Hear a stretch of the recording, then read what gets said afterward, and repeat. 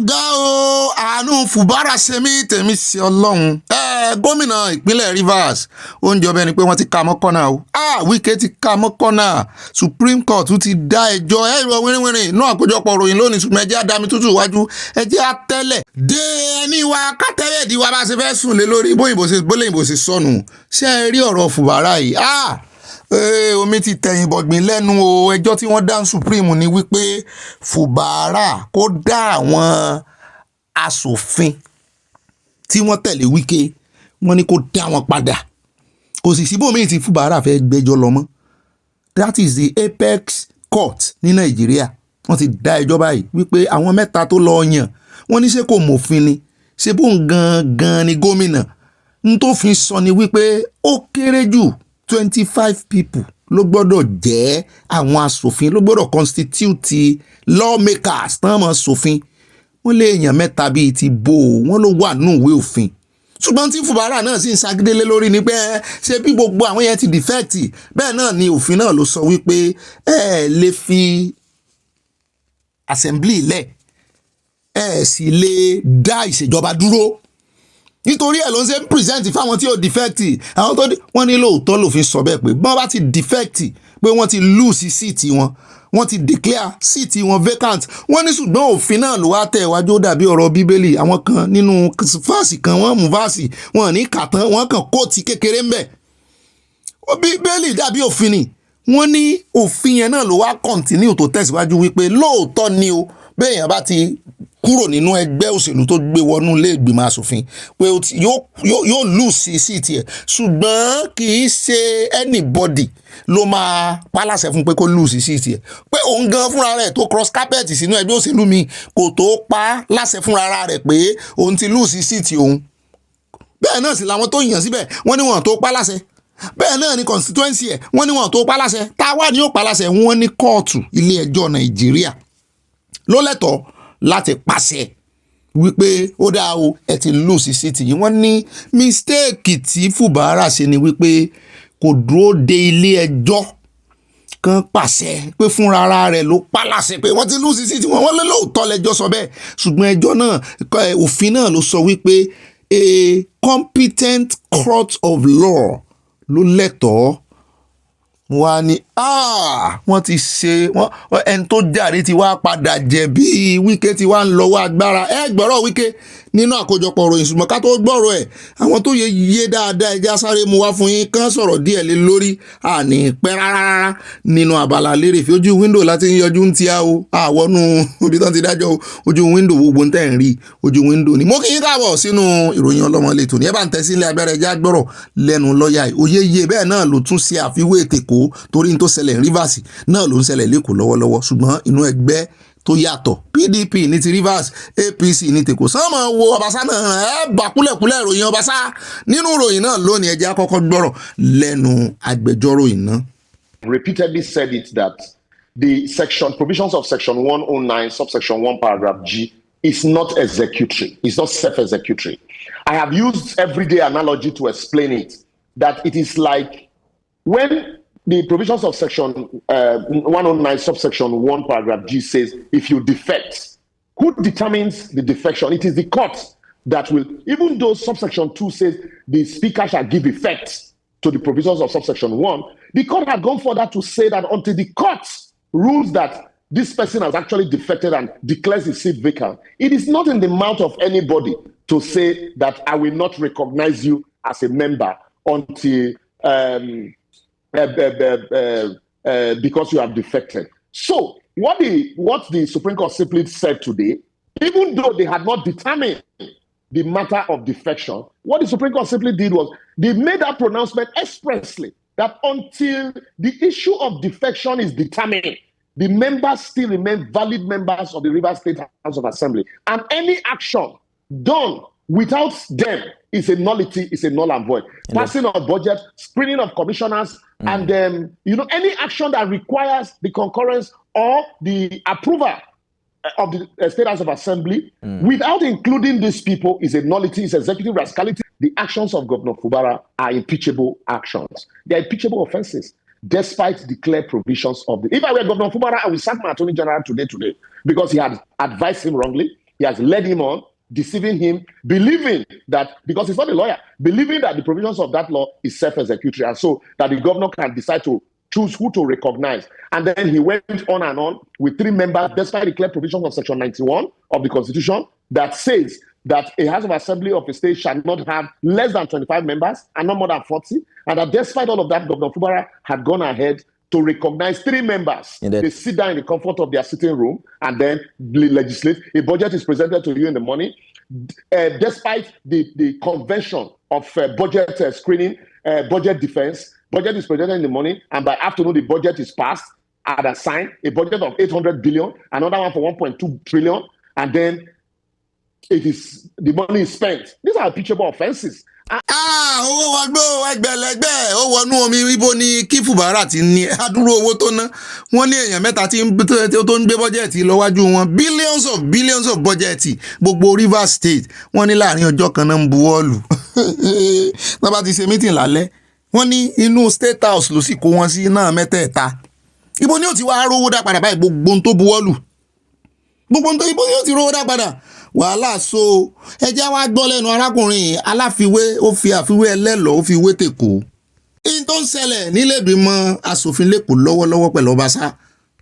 That's why people say there are no opposition. They all behave alike. APC members are condemning what PDP is doing in Rivers. Yet, in Lagos State, they're quiet with the shenanigans that Obasa is displaying with the aid of police in Lagos State House of Assembly, where you sit, you want to sit as a speaker over 4 members of the State House of Assembly, when 36 members had consistently said, you know what, you are no more their speaker. Anyway, that's an aside. But that's why I said, the position of impeachment as spelled out in Section 188 of the Constitution. Látẹ̀kọ́ ti pọ̀ jù lọ́rọ̀ kan wọ́n ní ọ̀nà àbáyọ kan ṣoṣo fún Fubara ni wípé kó humble ara rẹ̀ kó tẹríba báyìí ná kó ju ọ̀gẹ̀dẹ̀ sọ́bọ̀ kó lè mú ọ̀bọ torí ẹjọ́ sì wà ní ilé ẹjọ́ gíga.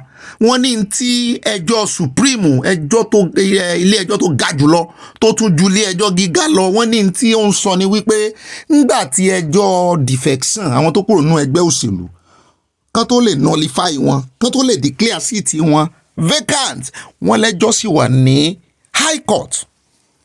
Wọ́n ní nídìí èyí níwọ̀n ìgbà tí ẹjọ́ yẹn sì tó ń lọ high court wọ́n ní Fubara ò lẹ́tọ̀ọ́ láti mọ́ recognize wọn wọ́n ní kó padà lọ recognize wọn kó rè present bọ́jẹ́tì kó rè mọ́ bá ṣe ní tipa tí kúkú pé tí ilé ẹjọ́ high court bá wá dájọ́ tí ò bá tẹ́ wọn lọ́rùn ẹni tó bá fẹ́ pé kò tẹ́ mi lọ́rùn kó pè nígbà náà wọ́n ní yóò wà gùn ṣùgbọ́n bẹ́ẹ̀ mi ṣe ń wojú àwọn tí wọ́n ní kó padà lọ bá ṣe yìí àwọn eléyìí yóò fẹ́ impeach ẹ o torí wọn ò rò pé Wike yóò fẹ́ gbọ́ torí òun náà gbà. Ó dá ẹ gbọ́ kúlẹ̀kúlẹ̀ gbogbo ọ̀rọ̀ Wike nínú àkójọpọ̀ ìròyìn lónìí ẹ jẹ́ àǹsùn wájú lórí ọ̀rọ̀ Obasa ẹ gbọ́ wìrìwìrì ọ̀rọ̀ bẹ́ẹ̀ náà ni wọ́n fẹ̀sùn kàn ààrẹ wọ́n láàrẹ wọ́n náà mọ̀ sí wọ́n náà ń ṣe agbátẹrù Obasa èmi kọ́ mo sọ bẹ́ẹ̀ gbọ́ nínú ìròyìn lónìí o bẹ́ẹ̀ náà látún mú yín dé ọ̀dọ̀ Natasha mọ̀ sọ wípé akpabio mọ̀ ń ṣe sóhun ìmọ̀ ń ṣẹ́jú sóhun iná lẹ́rìí yẹn wìrìwìrì ó lè ṣe ní léṣe ó lọ́kọ̀ ń sì wà ń bẹ́ẹ̀ bẹ́ẹ̀ náà níyàwó akpabio ti jáde ó ní kó tutù ẹ̀dànù kó má sọ bẹ́ẹ̀ mọ́ ó lóun ó bá fa sùúrùtù ó láwọn ó pàdé kóòtù wọn méjèèjì wọn ní kóòtù làwọn ó ti pàdé báyìí o ẹ gbọ́ pápánbárí ọ̀rọ̀ ní ìròyìn lónìí ẹ mọ̀ ìlọ o. ọkụ obere ihe ndị mmadụ lakwara vileji warehouse gwara agwọ lekwa na fire outbreak yesterday warehouse gwakwara agwọ nọ ọ̀gbẹ́ni wábì kí ló dé tó ń sọ bí tó tún gbé wá lọ ìyá Ládìpọ̀ ní ẹmọ́bìnú warehouse ọmọ Ìgbò kan kí tí ẹ sọ ọmọ Ìgbò ẹyọ kan àwọn Ìgbò náà ní gbogbo bí mo ní mélòó lọmọ Yorùbá tó wà ní Ládìpọ̀ tẹ́lẹ̀ mélòó lọmọ Yorùbá tó ní warehouse ń bẹ torí wọ́n tún ti fẹ́ mọ́ ṣe narration mi o wọ́n ti fẹ́ mọ́ tún sọ pé ọmọ Yorùbá ṣọ́ọ̀bù ọmọ Ìgbò lójó kò dé section bí tó ọmọ Yorùbá wà mo ní àwọn main warehouse tó wà Ládìpọ̀ mo ní ọmọ Yorùbá mélòó ló ní ọ̀pọ̀lọpọ̀ Yorùbá tẹ́ bá rí mbẹ̀ wọ́n ń bọ́ ọmọ Ìgbò ṣiṣẹ́ ni. Ẹ jọ̀ọ́ abáwọn kẹ́dùn o Ládìpọ̀ rí ẹ wo òbítíbitì ń tó run síbí ṣùgbọ́n kán jọ̀ọ́ kán mọ̀ pé Yorùbá sí pé Yorùbá lójú náà bẹ́ẹ̀ o. ó dá wọn jẹ́ wọ́n pọ̀ mẹ́jà dọ́rọ̀ ṣàṣù ọmọ yín àríbìtì sí wọn lọ́mọ burúkú fẹ́kùn bàjẹ́ owó yẹn ó bá mu ó bá lára mu òun náà ti gbẹnu sí máìkì lórí ọ̀rọ̀ Burna Boy o ẹ ti gbọ́rọ̀ Burna Boy arábìnrin kan tí Burna Boy tó rò pé Burna Boy ó ra Lamborghini fóun ó ló wọ́n ti fi Lamborghini gba pátá wọ́n ti lámbà rẹ̀ wọ́n gba pátá ń dìbò láwọn ọmọ yìí ẹ sì wọlé náà mo ní ọ̀rọ̀ tí Portable sọ lọ́tẹ̀ yìí ó mú sẹ́ǹsì dání ó mú yẹ̀sì wá o àwọn ọmọbìnrin tí wọ́n sọ pé kò tiẹ̀ tó fọkàn pátá mi nfa tó bá ní 57,100 billion nínú àkáǹtì rẹ̀ táwa àrùpọ̀ kó wọ trillion ó tiẹ̀ lè fọwọ́ kàn mí débi wípé kinní kan wọ́n gbọ́ sítórì lọ́dọ̀ bàbá wọn ni bàbá mabẹ́lòmí ò ra kẹ̀kẹ́ lásán fún ìyàwó rẹ̀ fún ìyá wọn rí ọmọ òde ìsìn sọkùnrin náà fẹ́ gbé gbogbo bùkátà lé lórí. ẹ̀yin fáǹsì mi ó ránkì náà your papa inside your story your papa no buy car for your mama you can't grow up nítorí ó fẹ́ fi pátá gba lambo wọ́n use pátá kọ̀lẹ́ lambo ọmọ olóyà fún ní lamba jọ.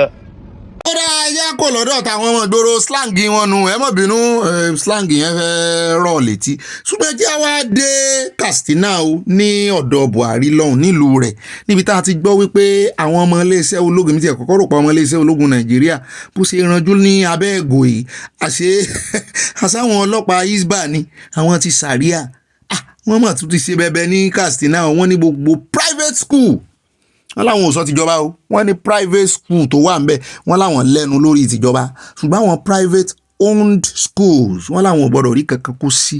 mo ní kí ló dé sí ìjọba Nàìjíríà fún wọn ní holiday ni wọ́n ní rárá wọ́n láwọn sàríà òfin sàríà ló sọ wípé wọ́n fẹ́ bẹ̀rẹ̀ àwẹ̀ àwọn ò sì gbọ́dọ̀ rí kàn ọmọ kankan lọ school gbogbo wọn ló gbọ́dọ̀ gba àwẹ̀ kán fún àwọn kan fáwọn ọmọ lẹ̀ kán jẹ́ kán ní okun inú kán lè fi gbé títa kán lè fi rójú ráàyè gbàwẹ̀ mú ní gbogbo plan wọn rè ńlẹ̀ Yorùbá ṣé gbogbo ọmọ àti gbogbo school tó ń sọ yìí ṣé gbogbo ọmọ ọbẹ̀ ni ọmọ sàríà ni ṣé gbogbo ọmọ tí ń lọ ọbẹ̀ lọ́mọ sàríà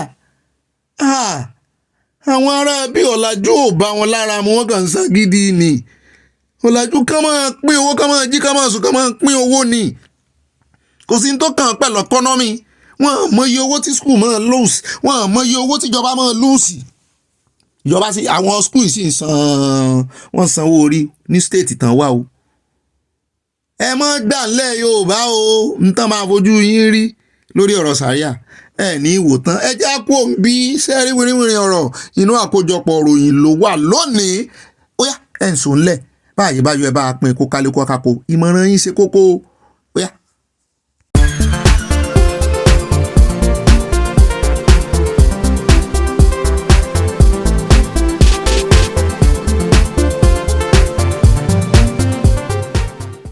tá a bá sọ wípé àṣírí kéèyàn dàbí ọ̀dọ́ pẹ̀lú bí ọjọ́ orí rẹ̀ ṣe ń dàgbà sí òsì nínú ìgò ìyàrá ìwádìí ìmọ̀ sáyẹ́ǹsì tàbí ìyanu mẹ́rìírí ṣùgbọ́n àṣírí rẹ̀ ń bẹ lọ́wọ́ rẹ̀. ìwé yìí ń ṣàwárí ìlànà pàtàkì fún ìgbé ayé tí yóò pẹ́ kánrin kése kì í ṣe kéèyàn pẹ́ lásán o ṣùgbọ́n kéèyàn gbé ìgbé ayé tó dára pẹ̀lú àlàáfíà ìfaradà àti ayọ̀ nínú gbogbo ìpele ayé rẹ̀. ra ìwé ageless living unlock the secret to staying young as you grow lónìí kí o lè bẹ̀rẹ̀ ìrìn àjò rẹ sí ìgbé ayé kánrin kése. Babájídé Moronfolu òǹkọ̀wé ageless living unlock the secret to staying young as you grow. ó jẹ́ akọ̀wé akọ́ṣẹ́mọṣẹ́ kan tó ní ìrírí tó gbòòrò nínú ìbánisọ̀rọ̀ ìròyìn ìmọ̀ sáyẹ́ǹsì nípa ìwà ènìyàn àti ìtọ́jú àìsàn. ó ti jẹ́ ààrẹ ẹgbẹ́ àwọn ọ̀jọ̀gbọ́n tó ń fohùn polongo ọjà ní Nàìjíríà nígbà kan rí Association of Voiceover Artists of Nigeria AVOA. ó tún jẹ́ ọ̀kan nínú àwọn tó dáńtọ́ tó sì gbẹ̀yẹ nínú ètò rédíò ní Nàìjíríà yẹn Nigeria Media Merit Award NMMA 2007-2008 àti olùgbà ẹ̀bùn ìdàgbàsókè iṣẹ́ tẹlifíṣọ̀n Nigeria Media Merit Award 2008-2009. ó tún gba ẹ̀bùn kárí ọdún 2022 ní Integrated Care Solutions Bayshore Healthcare Canada. ra ìwé ageless living unlock the secrets to staying young as you grow tí Babájídé Moronfolu kọ lónìí ó wà lórí Amazon. fún àwọn tó ń bẹ ní Nàìjíríà ẹ lè kàn sí Concrete Communications Limited 8 Musa Akọ Estate Musa Akọ Close off Akin Oshiyemi Street off Allen Avenue Ìkẹjà Lagos. ẹ sì tún lè pè 0703 6745 550. ó yá bèbí súnmọ́ mi lárọ̀dà òjò wẹ́líwẹ́lí wá fún mi ní ṣìkìṣìkì wá fún mi ní yùngbàyùngbà ṣìkìṣìkì wá fún mi ní ó yá súnmọ́ mi lárọ̀dà òjò wẹ́líwẹ́lí ṣìkìṣìkì wá fún mi ní òkè tálájàpá ò lẹ́gùn mo ti gòkè mo ti sọ o òkè tálájàpá ò lẹ́gùn mo ti gòkè mo ti sọ orí táfi wọlé nu jùjú ni n ò ní kọjú bá náà lọ kẹ́ ẹ má bàa mọ ẹni tó kọ torí ó dárúkọ ara rẹ̀ ń bẹ ẹ̀jẹ̀ àfimọ́ ń bẹ̀ ń ta ló kọ́ àwọn náà wọ́n ìsọmọ eke o àwọn náà wọ́n gbìyànjú ńgbà náà o wọ́n fẹ́ overthrow àwọn oníjùjú ńgbà náà wọ́n dé báyìí gbogbo lẹ́mí tìtìtìtì ni wá fún mi ní ṣìkìṣìkì ẹgbọ́n kí ni jẹ́ ṣìkìṣìkì bá ṣìkìṣìkì náà rẹ o wá fún mi ní gbàǹgbà ibà oyè kan pòye jẹ ibà ṣìkìṣìkì ibà yùngbàyùngbà ta ló kọ́ ohun àṣàmẹ́ǹtì wa tòní ẹ̀ ń retí folk song ó kàn wá sórí mi ni àti pé gbogbo news tó jẹyọ lónìí ó jẹyọ ní ọ̀nà ṣìkìṣìkì lọ́nà yùngbàyùngbà òkè tálájàpá ò lẹ́gùn wọn náà gòkè mi ò mọ òkè sọnù tí bọ̀dá ń gùn kiri ẹ̀yin ọkùnrin ẹgbẹ́ òkè láńgbòdo wo lẹ́ǹgùn kiri ibà láńgbòdo yín náà ni èmi náà ní ibà rìn gìnìgìnì tí kú mìíràn tí kú rìn gìnìgìnì àwọn obìnrin wọn ṣàlàyé gbogbo òkè tí àwọn ọkùnrin máa ń gùn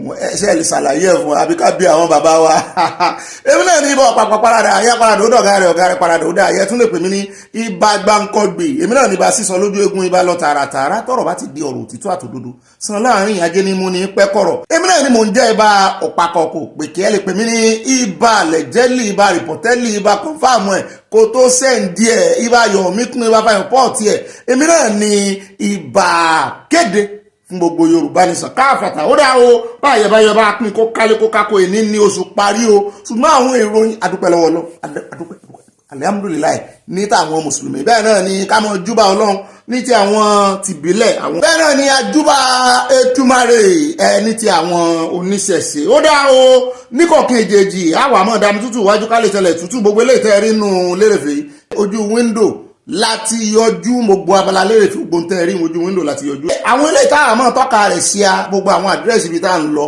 gbogbo ojúlé tá a yà gbogbo ẹ̀ náà ni amẹnubà nínú àkórí ìròyìn báyìí níkọ̀ọ̀kan èjèèjì báyìí bá pín kó kálé kó kákó mo kí n káàbọ̀ lẹ́ẹ̀kan sí mo sì fẹ́ dúpẹ́ lọ́wọ́ yín bẹ́ẹ̀ ṣe ń bá mi pín tẹ́ ń fààyè lẹ̀ mo dúpẹ́ o mo mọ̀ lóore o mo mọ̀ yín gan mo mọ yíyí gan o mo sì ní jọra mi lójú lọ́dọ̀ yín ó dá àti dúpẹ́ lẹ́ẹ̀kan ayẹyẹ àtúndú ẹ̀kan sí àtúndúpẹ́ lọ́wọ́ ọlọ́run alákọ̀ọ́kọ́ ń bẹ̀ àwọn ìròyìn tòní ó lọ pẹ̀lú orin assignment wa ẹ mọ́ gbàgbé sí àmúrelé wa o wá fún mi ní ṣìkìṣìkì wá fún mi ní yùngbàyùngbà ọ̀rọ̀ mọ̀ ti bẹ́yìn yọ wàhálà mọ̀ ti fẹ́ bẹ́ẹ̀lẹ̀ ilé ìgbìmọ̀ asòfin èkó àmbọ̀ ń bẹ ṣùgbọ́n ẹjẹ́ àkọ́kọ́ mu níbi gíga kìí ṣe bí pẹlẹbẹ láti mú ẹjẹ́ àdọ́dọ̀ àpabio nílé ìgbìmọ̀ asòfin àgbà ọ̀rọ̀ Natasha àti àpabio ti bẹ́yìn yọ ẹ sì mọ̀ pé wọ́n ti àrẹ́ǹjì kìíní fún Natasha ìyẹn wọ́n ti ní kó wá fèsì panel ṣùgbọ́n kó tó fèsì panel ó lóun ní ọ̀rọ̀ tó ń fẹ́ sọ fún gbogbo ọmọ Nàìjíríà kó ń kọ́kọ́ fèsì kámẹ́rà lójú gbogbo ọmọ Nàìjíríà kò sí dọ́kúmẹ́ǹtì tí yóò kó dání bó ṣe ń kó bank statement jáde bẹ́ẹ̀ náà ló ń fi ẹ̀rí lé ọ̀rọ̀ rẹ̀ ṣùgbọ́n eléyìí tó wá sọ èmi òun bó yóò lẹ́rìí fún o ṣùgbọ́n kó tó lè bọ́ táwọn wájú kámẹ́rà ní Arise TV ló ti sọ èèbò ló sọ ṣùgbọ́n á fọ́ sí wẹ́wẹ́ nítorí ọ̀rọ̀ ń bọ́rọ̀ bọ̀ eégún aláré lórí ọ̀rọ̀ Natasha ó ní ó lá àpàbí òranjú mọ́ òun nítorí wípé ó ní nǹkan kan tó ń wá lọ́wọ́ òun tóun ò fún mo ní kí ni o kí lọkùnrin ń wá ní ọwọ́ obìnrin kí ló fẹ́ yẹ̀ lẹ́yìn kí ẹ̀yin ìyàwó ẹgbọ́n kí làwọn ọkùnrin wọn wá lọ́wọ́ yín wọ́n lérè kí lajá ń bẹ́kùn ń ṣe bí ìbá ṣe pé ó fẹ́ pàjẹ tó kọjá pé ó fẹ́ pàjẹ ni ó fẹ́ fi sọ̀rọ̀ àjìjà ó fẹ́ fi jẹun ni. Natasha wá ń gbóhùn òkè ó ní àpabio sọ fóun wípé kóun fóun láyọ̀ fún mi láyọ̀ ayọ̀ ìgbàlà ni mo fẹ́ jùjù ló bá dé lónìí ẹ bá ń tẹ gìtá sí àbí ká dúró de Natasha kó wá sí bákọ̀ fún mi láyọ̀ ó ní àtìgbà tóun ti ń lé project Ajaokuta èmi náà sì mọ̀ sí nígbà tí Natasha kọ́kọ́ wọlé Ajaokuta yẹn mú lọ́mú gan ó mú láyà nítorí Yorùbá tí mo fẹ́ máa sọ yìí ó mú láyà ó mú mi lọ́kàn àyà rẹ̀ gan torí ó ṣe documentary lórí ẹ̀ nígbà yẹn nígbà tó visit ibẹ̀ ó jẹ́ wa lábọ̀ lórí Ajaokuta still constituency ẹ̀ sí ni wá sọ ó ní òun lòun try láti gbé bíìlì kalẹ̀ fún pé ẹ wá wọ́n ti jẹ Ajaokuta ẹ jẹ́ àtú àṣírí àwọn tó wà ń di ẹ ká lè rọ́nà lọ ń bẹ́ ẹ pé ṣe bí ti gbogbo Nàìjíríà ni ẹjọ́ ó lóun ti gbé bíìlì déwájú wọn lálàkọ́kọ́ ó ní wọ́n step ẹ̀ down ẹlẹ́ẹ̀kejì ó ń sá step ẹ̀ down ni òun sì súnmọ́ àpàbí òun gbà náà lòun bá sì ní our senate president wọ́n step down bíìlì òun ó ní tí àpàbí ó sọ fóun allegedly ṣùgbọ́n ó sọ fún ara rẹ̀ ó ní tápàbí ó sọ fóun náà ni wípé ó jẹ́ make òun happy kó o so ń bó ṣe tọ́ kó o tẹ̀ ń sí rẹpẹtẹ mo ní kí ní ń jẹ́ bẹ́ẹ̀ yín ìyá wa ẹ wà bá ń dá sílé yìí o kó má jẹ́ pé òkè láńgbòdò tá a fi kọrin òkè tí ẹni tó kọrin tó lóun gùn bóyá bẹ́ẹ̀ ni bọ̀dá apárí ìfẹ́ gùn o ẹ bá ń bi wọ́n o à ń gbé yín bọ̀ ń bẹ àmú fọ́nrán Natasha wá ó sọ gbogbo dẹ́ndé ọ̀rọ̀ àti gbogbo ẹ̀sùn tó fi kàn án lórí ọ̀rọ̀ owó náà ó ní ọ̀rọ̀ owó náà kún ó lóun ò sì jí owó ó lẹ́rìí wà ńlẹ̀ à ń bọ̀ ń bẹ́ẹ̀ lónìí ẹ gbọ́ wìnrìnwìnrìn ọ̀rọ̀ mo ti sọ mo ní bóyá lèyí ni àjẹǹjẹ tán tí bọ̀dà sẹ́nẹ̀tì ó jẹ bóyá lèyí ni ó jẹ́ àṣemọ wọn kí ló dé ayé fàmílétè ń tutọ́ làwọn ará bí yẹn tẹ́ ẹ bá débi tí àwọn politician yìí ti ń jayé ẹjẹ́ àpò ọ̀bẹ ẹjẹ́ adélé ìgbìmọ̀ asòfin ti ẹ̀ka ìpínlẹ̀ ní Èkó lórí ọ̀rọ̀ ti Obasa ti wá yarí pátápátá Obasa mọ̀ ti lead session lé ìgbìmọ̀ asòfin ẹni rọ́ ni mò ń mú fọ́nrán ẹ̀ bọ̀ wá fún inú àkójọpọ̀ ọ̀rọ̀ yìí bẹ́ẹ̀ náà ni wọ́n ti dá àwọn ọlọ́pàá tí ń sọ tán withdraw tẹ́lẹ̀ wọ́n ti dá padà wọ́n ti wá withdraw ti Meranda amúwáfún ìlànà ṣùgbọ́n àwọn ọlọ́pàá ti wá jáde náà àwọn náà ní àwọn lọ́rọ̀ o wọ́n ní ó kàn àpùn sí time kan náà ní o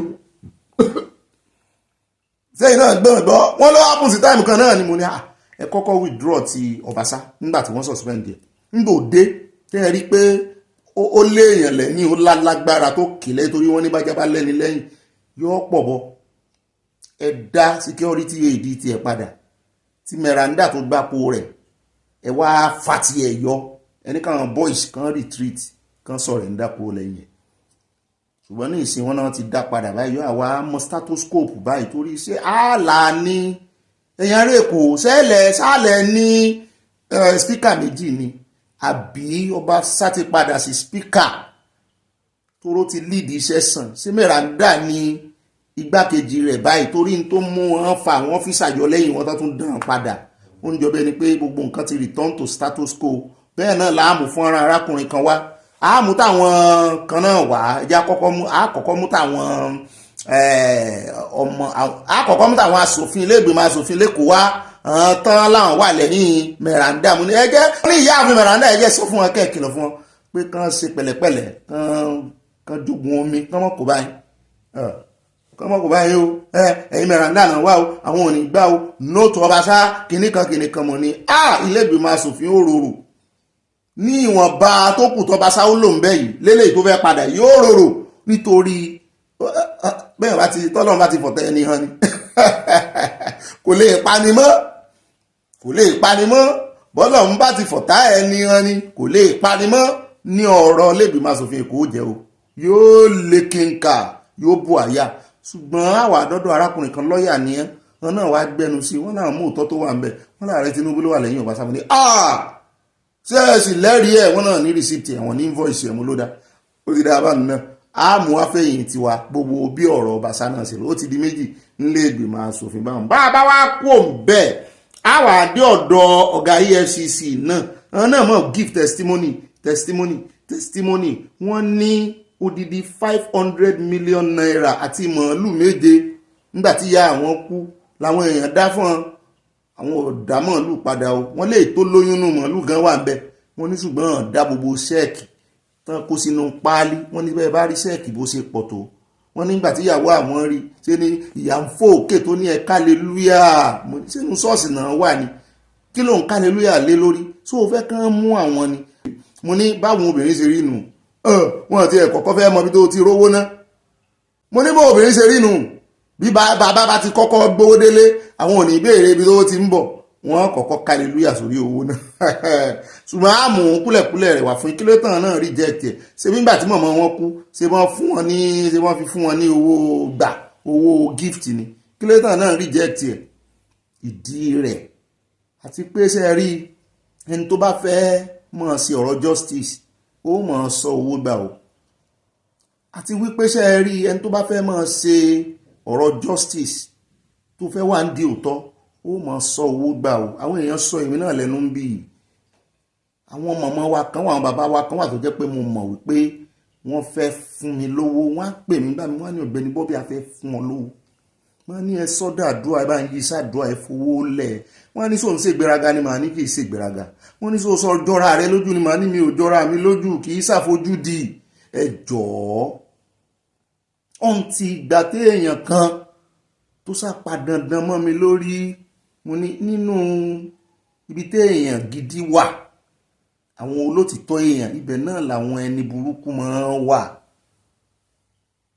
lẹ́ni yẹn bá pè mí ó sẹ́ndí mẹ́sẹ́ẹ̀jì òun fẹ́ fún mi lówó tó pọ̀ ó ní ẹ mọ̀ ṣe ẹ bá ń sọ́dà dúà kì í ṣàwọn mọ̀mọ́ wa àwọn bàbá wa tí wọ́n ti dàgbà o bí young person lẹ́ni tí mò ń sọ ọkàn kì í ṣe ti ìgbéraga kì í ṣe ti àfojúdi o kì í sì ṣe ti pé kí ni genuinely làwọn èèyàn fẹ́ fún wa ṣùgbọ́n mi gbádùn àdúrà ju material things lọ mo ní ìdí owó kì í ṣe pé mi ò ní ìdí ẹ̀ gbogbo ilé kì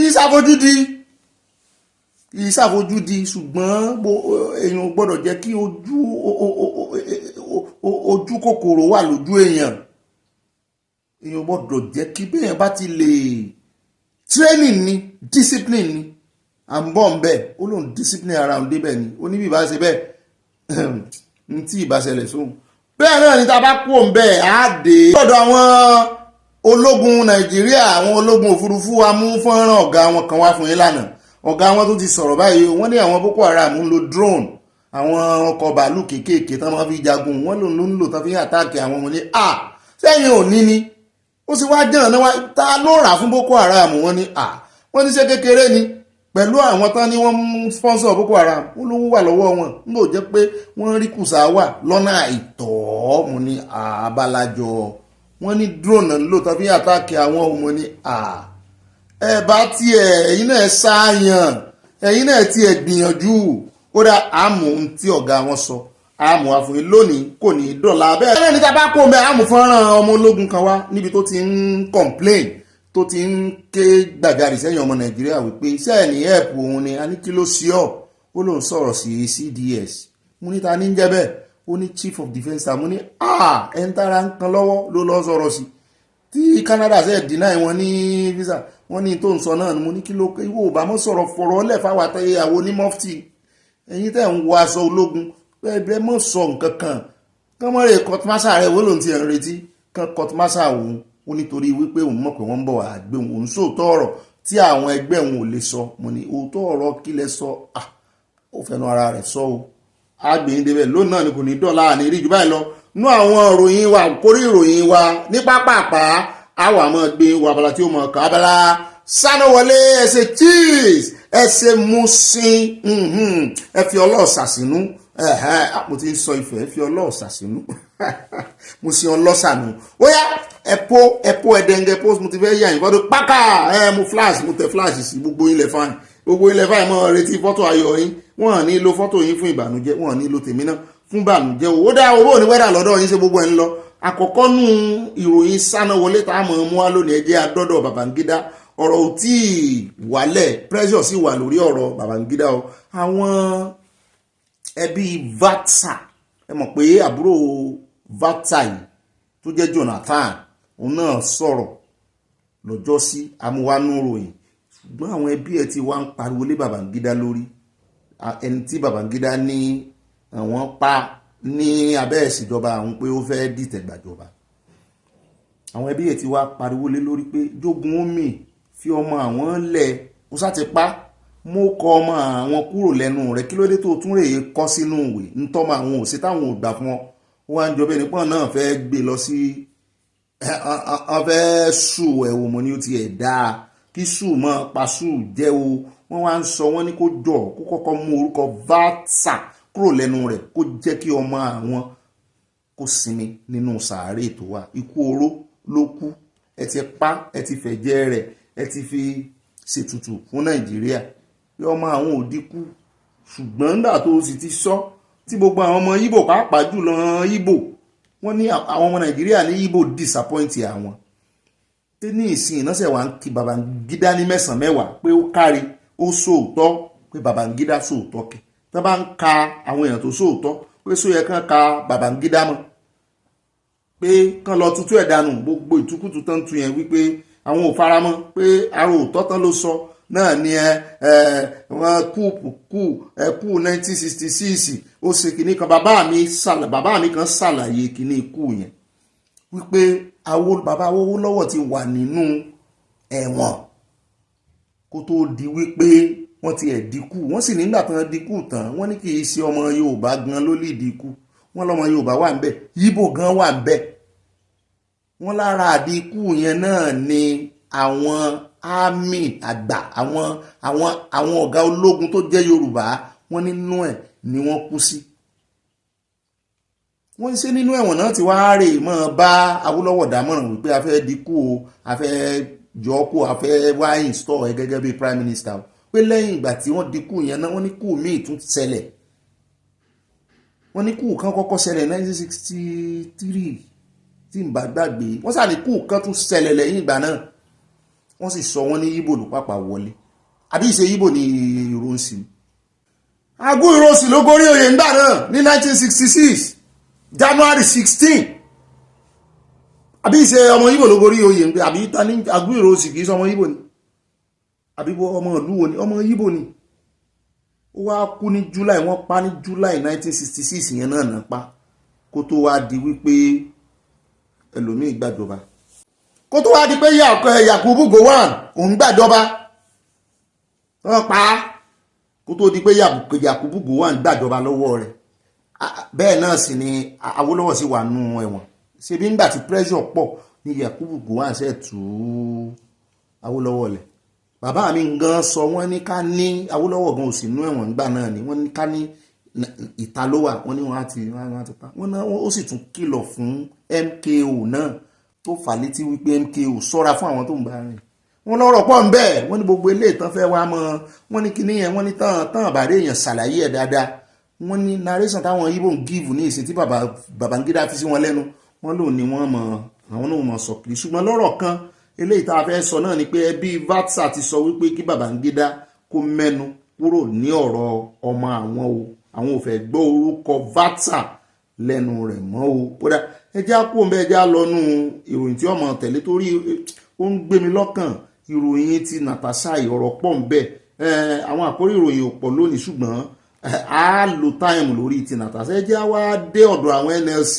ìyẹn Nigeria Labour Congress ẹgbẹ́ àwọn òṣìṣẹ́ wọ́n láwọn ò ṣe ìwọ́de mọ́ wọ́n láwọn ò ṣe strike mọ́ ọ̀la ló yẹ kán bẹ̀rẹ̀ on the 1st of March wọ́n ti wá láwọn ò ṣe mọ́ kí ló fà á ṣé ẹ ti sọ̀rẹ́ńdà ni wọ́n ní kì í ṣe pé àwọn sọ̀rẹ́ńdà wọ́n ní ṣùgbọ́n negotiation àwọn wọ́n ní ó yọrí sí dáadáa mo ní ẹṣẹ́ àwò 50% làwọn tariff àwọn iléeṣẹ́ ìbánisọ̀rọ̀ náà fẹ́ gbé sórí tariff ṣùgbọ́n ní ìsìn wọ́n ti wá dínkù wọ́n ní wọ́n ti fẹnu kò sí 35% wọ́n sì fikún náà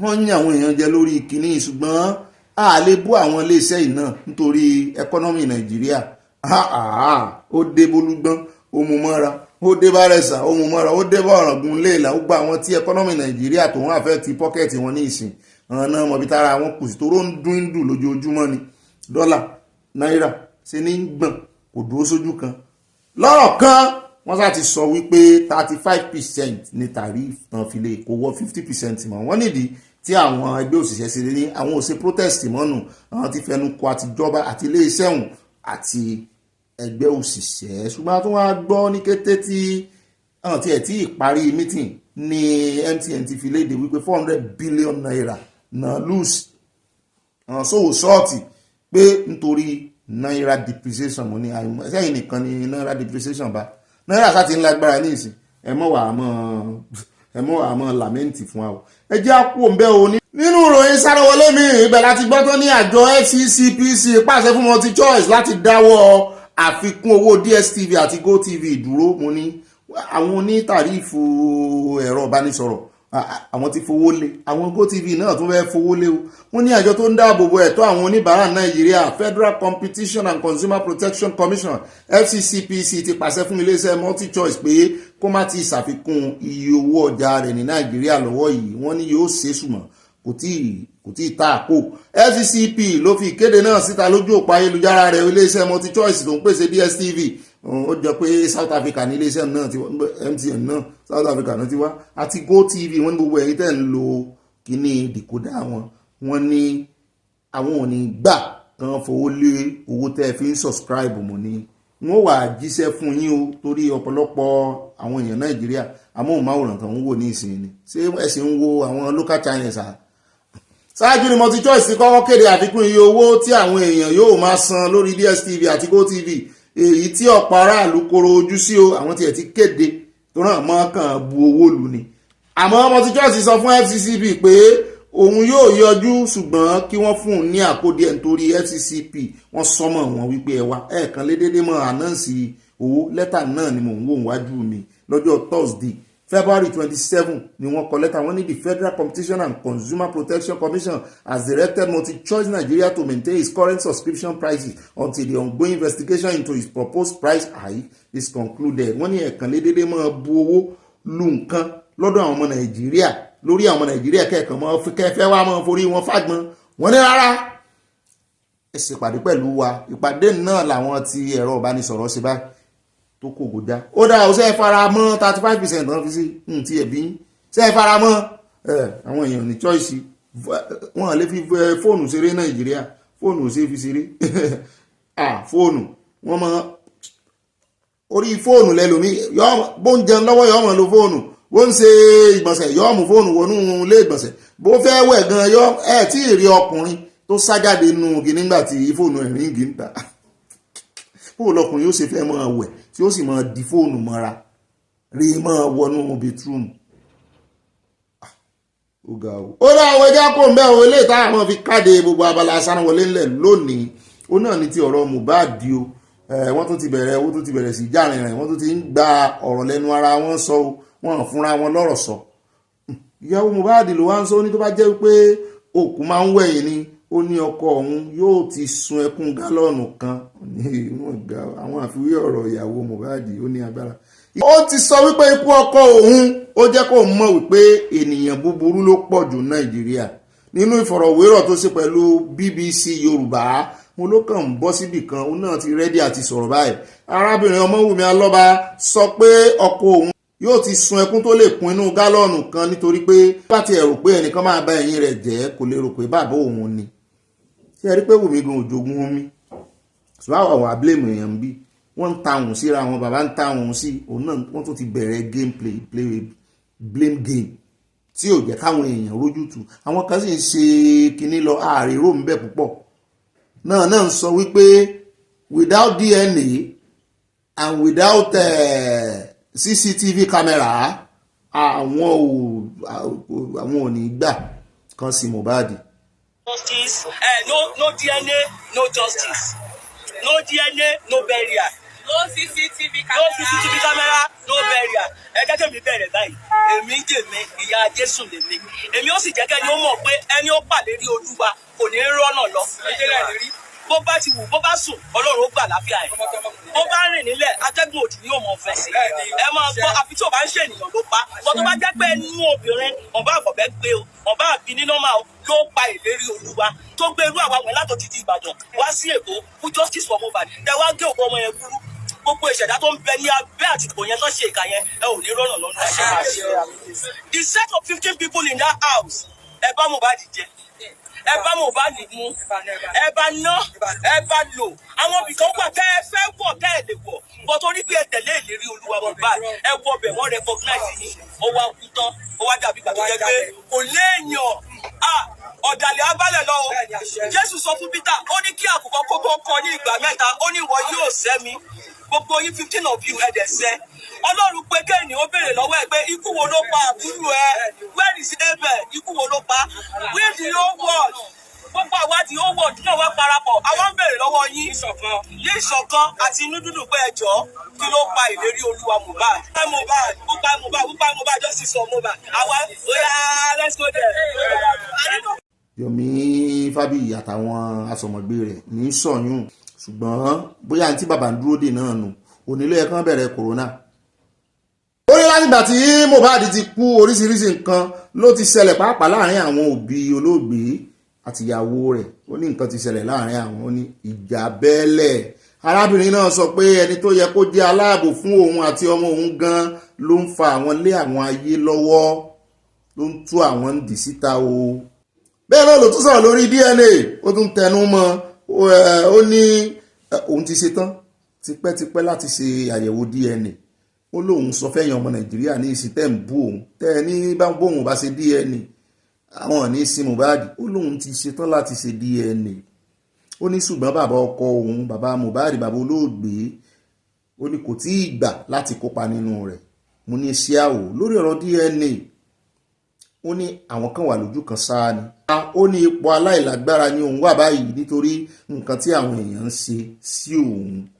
Ó sì ní kò sí ìdí kankan tí wọn kò tí ì ṣe sin ọkọ òun ju DNA náà lọ. Ó lóun wá ń tẹnu mọ́ pé ọwọ́ bàbá ló wà pé bàbá ló fi condition sí wípé bọ́n bá ṣe tí ọmọ bá jẹ́ ọmọ Mohbad lóòótọ́ tí ìwádìí bá fi hàn àbájáde DNA tó bá fi hàn pé ọmọ Mohbad original biological ọmọ ẹni lóòótọ́ pé condition méjì ni bàbá fi sí pé bàbá ní òun ò gbọ́dọ̀ sọ síta fáráyé pé òun ò sì gbọ́dọ̀ gbé àwọn lọ ilé ẹjọ́. Wọ́n á ní àwọn kan ní irọ́ ní ń pa irọ́ ní kíní kan. Wọ́n á ní ṣé ẹ tún fẹ́ bẹ̀rẹ̀ àríyànjiyàn báyìí. Bàbá kí ló dé tẹ̀yìn náà nígbà tó lóun ti rẹ́dí ó sà ti sọ lójú kámẹ́rà ní ìsìn. Iná ẹ gbégbèsè wọ́n lẹ́ẹ̀ ní kò sówó lọ́wọ́ yín. Ó bá jẹ́ pé iye lóòótọ́ ni òṣòwò lọ́wọ́ yín ẹ sọ fún àwọn ọmọ aráyé ọmọ Nàìjíríà ṣetán ẹ bá ọmọ Nàìjíríà ló bá wà là ń wá justice. Tó bá fi dá ti yín gan ẹ bẹ́ẹ̀ ti sin ọmọ gbogbo tó bá fi dá gbogbo ẹ̀yin ti family ni o àtìyàwó àti gbogbo yín gbogbo yín lẹ sáà mọ̀ sí sísin rẹ̀. Òun náà sì wà ń bẹ̀ lọ́jọ́ tó ń sin wọ́n ti ẹ̀ lójú aṣọ àti ẹ̀fẹ́ mọ́ padà sẹ́yìn lórí gbogbo kìíní yẹn wọ́n kàn fi gbogbo wọn ló lọ́wọ́ ń bẹ̀ gbogbo wọn tún ti bẹ̀rẹ̀ blame game. Wọ́n á ní ká lọ́kọ̀ òun wẹ̀yìn yóò sunkún. Bàbá náà bá gbé báǹkì sí bàbá lẹ́nu tán ganu sí máìkì àwọn náà ò ríro kí ló dé tí wọn ò jọ pàdé lójú kan wípé ẹ wá aṣọ ọ̀dọ̀ tí ẹ mọ̀jà káwọn ò fọ́ ń ta ẹ jẹ́ káwọn tiẹ̀ kọ́kọ́ wá justice fún arákùnrin. Gbogbo yín bàbá ẹ nífẹ̀ẹ́ ọmọ yín ìwọ náà ìyàwó tó o nífẹ̀ẹ́ ọkọ rẹ ìyá tí wọn náà nífẹ̀ẹ́ ọmọ rẹ ó yá ìfẹ́ ọmọ yín ni kẹ́ ẹ wá fi gbégbèsè ẹ mọ̀ wo gbogbo ohun tí ń ṣe yín náà. Kí ló dé tẹ̀ gbogbo yín fojú Mohbad ráre báyìí gbogbo yín lẹ̀ ń fi ráre kì í ṣe èèyàn kan ẹ tún ti bẹ̀rẹ̀ blame game. Bàbá náà níyàwó ni ìyàwó náà ní ìyá ni a tún ní èèyàn kan ni tí gbogbo àwọn tó pa Mohbad yóò fi lọ́mọ yín lọ́wọ́ ẹ wà ń bẹ̀. Ọmọ òkú ọmọ ó dàgbà yóò sì béèrè bàbá rẹ̀ lọ́wọ́ gbogbo yín yóò béèrè bàbá rẹ̀ tó bá sì béèrè pé bàbá ń da òní náà ka ilé bàbá rẹ̀ sí. Ó sì rí màrí kọ́lọ̀ mọ̀ jẹ́ kí Wùmí forí kókì ní at the end of the day torí ó ń protect ọmọ ẹ̀ ní kékeré báyìí ṣùgbọ́n tó ọmọ yẹn bá dàgbà tán yóò wá ẹbí bàbá rẹ̀ o. Ẹ gbàgbé ẹ̀ o kò sí bí ọkọ àtìyàwó ṣe jà tó tán ti ẹ̀ wà láyé tí bàbá ò bá sí pẹ̀lú wọn mọ́ tàbí tí ìyàwó yẹn tó ń háìdì àwọn ọmọ kúrò lọ́dọ̀ bàbá táwọn ọmọ yẹn bá gbọ́njú in fact káwọn ọmọ yẹn gan kó ti bà bàbá wọn jẹ́ táwọn ọmọ yẹn bá gbọ́njú wọ́n á wá bàbá wọn. Ẹ lọ béèrè lọ́wọ́ àwọn obìnrin wọ́n sọ fún yín náà tó ti ṣẹlẹ̀ sí rí wọ́n wá bàbá wọn tó tiẹ̀ wá jọ́kùnrin wọ́n wá ìdílé bàbá wọn lọ ṣùgbọ́n ọmọ náà ò rí gbogbo ohun tó ṣẹlẹ̀ ṣùgbọ́n ẹ jẹ́ àti ẹ̀jọ́ wo ó jẹ́ ọmọ wọn kò jẹ́ ọmọ ó ṣe kinní kan kò ṣe kinní kan wọn náà fún bàbá ọkọ rẹ lọ́rọ̀ sọ ìyàwó ṣe máa ń ṣe sí bàbá ọkọ kọ́nu bàbá ẹ̀yin náà ẹ ṣe dáadáa sí ìyàwó ọmọ yín náà kẹ́ ẹ jẹ́ kọ́kọ́ yanjú ọ̀rọ̀ ọmọ yìí náà gbogbo wọn fẹ̀sùn kàn wọ́n ṣe náà ẹ jẹ́ kí yẹn tiẹ̀ sì kọ́kọ́ wá náà ó lóun ti ṣe táà ti ṣe DNA àbí kí ni ti yín gan ó lóun ti ṣe náà ti ṣe DNA ẹni mọ́ kí mọ́ ó dà kébì náà mọ́ tún wú náà sí ó ń dún kan lára àní ìgbà lọ́nu abala sáná wọlé ẹja wa mọ́ bọ́ọ̀dì sí ọ̀dọ̀ àyà náà ti ń dúró ti ń march òun náà fẹ́ gba steering ó yá àyà wa gbé wa débẹ̀ nínú abala àwọn olólùfẹ́ wa abala comment section àròjọ́ mùsùlùkùn pàápàá.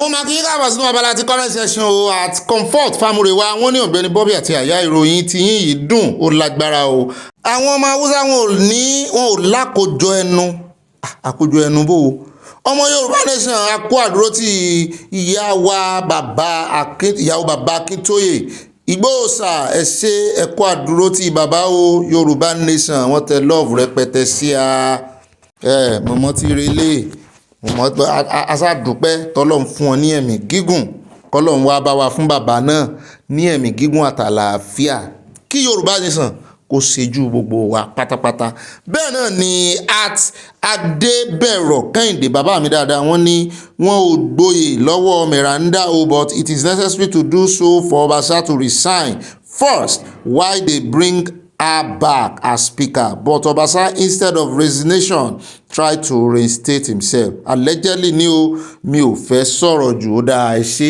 ṣé bàbá wa yóò dáa fún yín ó yé wa. bẹ́ẹ̀ náà ni àti yàwá Sadé Ìbírónkẹ́ àti olórí Sadé Lótò wọn ní Ọ̀gbẹ́ni Bobby bàbá ganu sí ẹkú iṣẹ́ takuntakun o. arántí ìwé bàbá díò Fágúnwà Ògbódò ọdẹ nínú igbó Irúnmọlẹ̀ àwọn akọni méje Kàkó Ìmọ́dòye Àkàrà Ògùn olóhùn iyọ̀. ẹgbẹ̀jẹ̀ ọdẹ ìfòye àràmọ̀ǹdà ọkùnrin kí wọ́n bá wa kojú àwọn Fúlàní nílẹ̀ Yorùbá nation no going back ire o wọ́n tẹ love rẹpẹtẹ wọ́n kó fúláwà lé wọn tó ń pọ̀ mọ́ búzẹ́rìn yọ̀ọ̀dà fún yín ayọ̀ yín ò ní dìbànújẹ́ àwọn kárátà tó wà nínú ìwé tí bàbá wa díò Fágúnwà tán kọ́ pọ̀ àwọn tán pàdé inú gbóńkọ́ ìwọ̀n lórí kan ìwọ̀n ẹlẹ́sẹ̀ kan ìkan wà tán ń pè ní tẹ̀m̀bẹ̀lẹ̀kún ìkan wà tán ń pè ní kúrúmbété ìkan wà tán ń pè ní ẹ̀rù. wèrè ọ̀run náà wà ń bẹ̀ wọ́n pọ̀ lọ jáǹtì rẹ̀ ọ̀gá ìyá wa rán wa létí ọ̀rọ̀ yìí pé kán bá wa pè wọ́n padà kán pé ẹ̀mí wọn kán rè báwọn Fúlàní jà àbí bẹ́ẹ̀ náà ni mo rántí ìwé kejì tí bàbá wa kọ ìwé tán kọ pọ̀ o kí lorúkọ ìwé ìná ìrèké oníbùdó igbó Olódùmarè náà wà ń bẹ́ẹ̀ bàbá wa kọ ìwé rẹpẹtẹ. ẹjọ́ àtẹ̀wájú àtibọ́lá jókòó Fátilé wọ́n ní ẹkú iṣẹ́ takuntakun o Mr. Bobby Ọlọ́run á máa mú yín tẹ̀síwájú àmín lára àwọn ìtàn akọ́nilọ́gbọ́n ní irin kárìlé wa jọba erin yẹyẹ o erin yẹyẹ. ìyá wa tún rán wa létí orin kan wọ́n ní ijó mojó lánàá yànké gbogbo ara ló ń ro mí yànké bàbá ò gbọ́dọ̀ gbẹ́lẹ̀ kẹta wọ́n ní ọlá ìtànjú ẹran jọ̀bọ̀jọ̀bọ̀ nù àmì ò rántí yẹn o ṣùgbọ́n mo rántí jọ̀bọ̀jọ̀bọ̀ yẹn mi ò rántí yẹn bó ṣe ń kọ yọ̀ọ̀dà fún ìyá wa ẹ̀yin gangan lẹgbẹ́ wa débẹ̀ Ọlọ́run ní tò ó yọ̀ọ̀dà fún wọn tẹ lọ́ọ̀fù sí àwọn òtó nǹkan kan Ọlọ́run ní tò ó.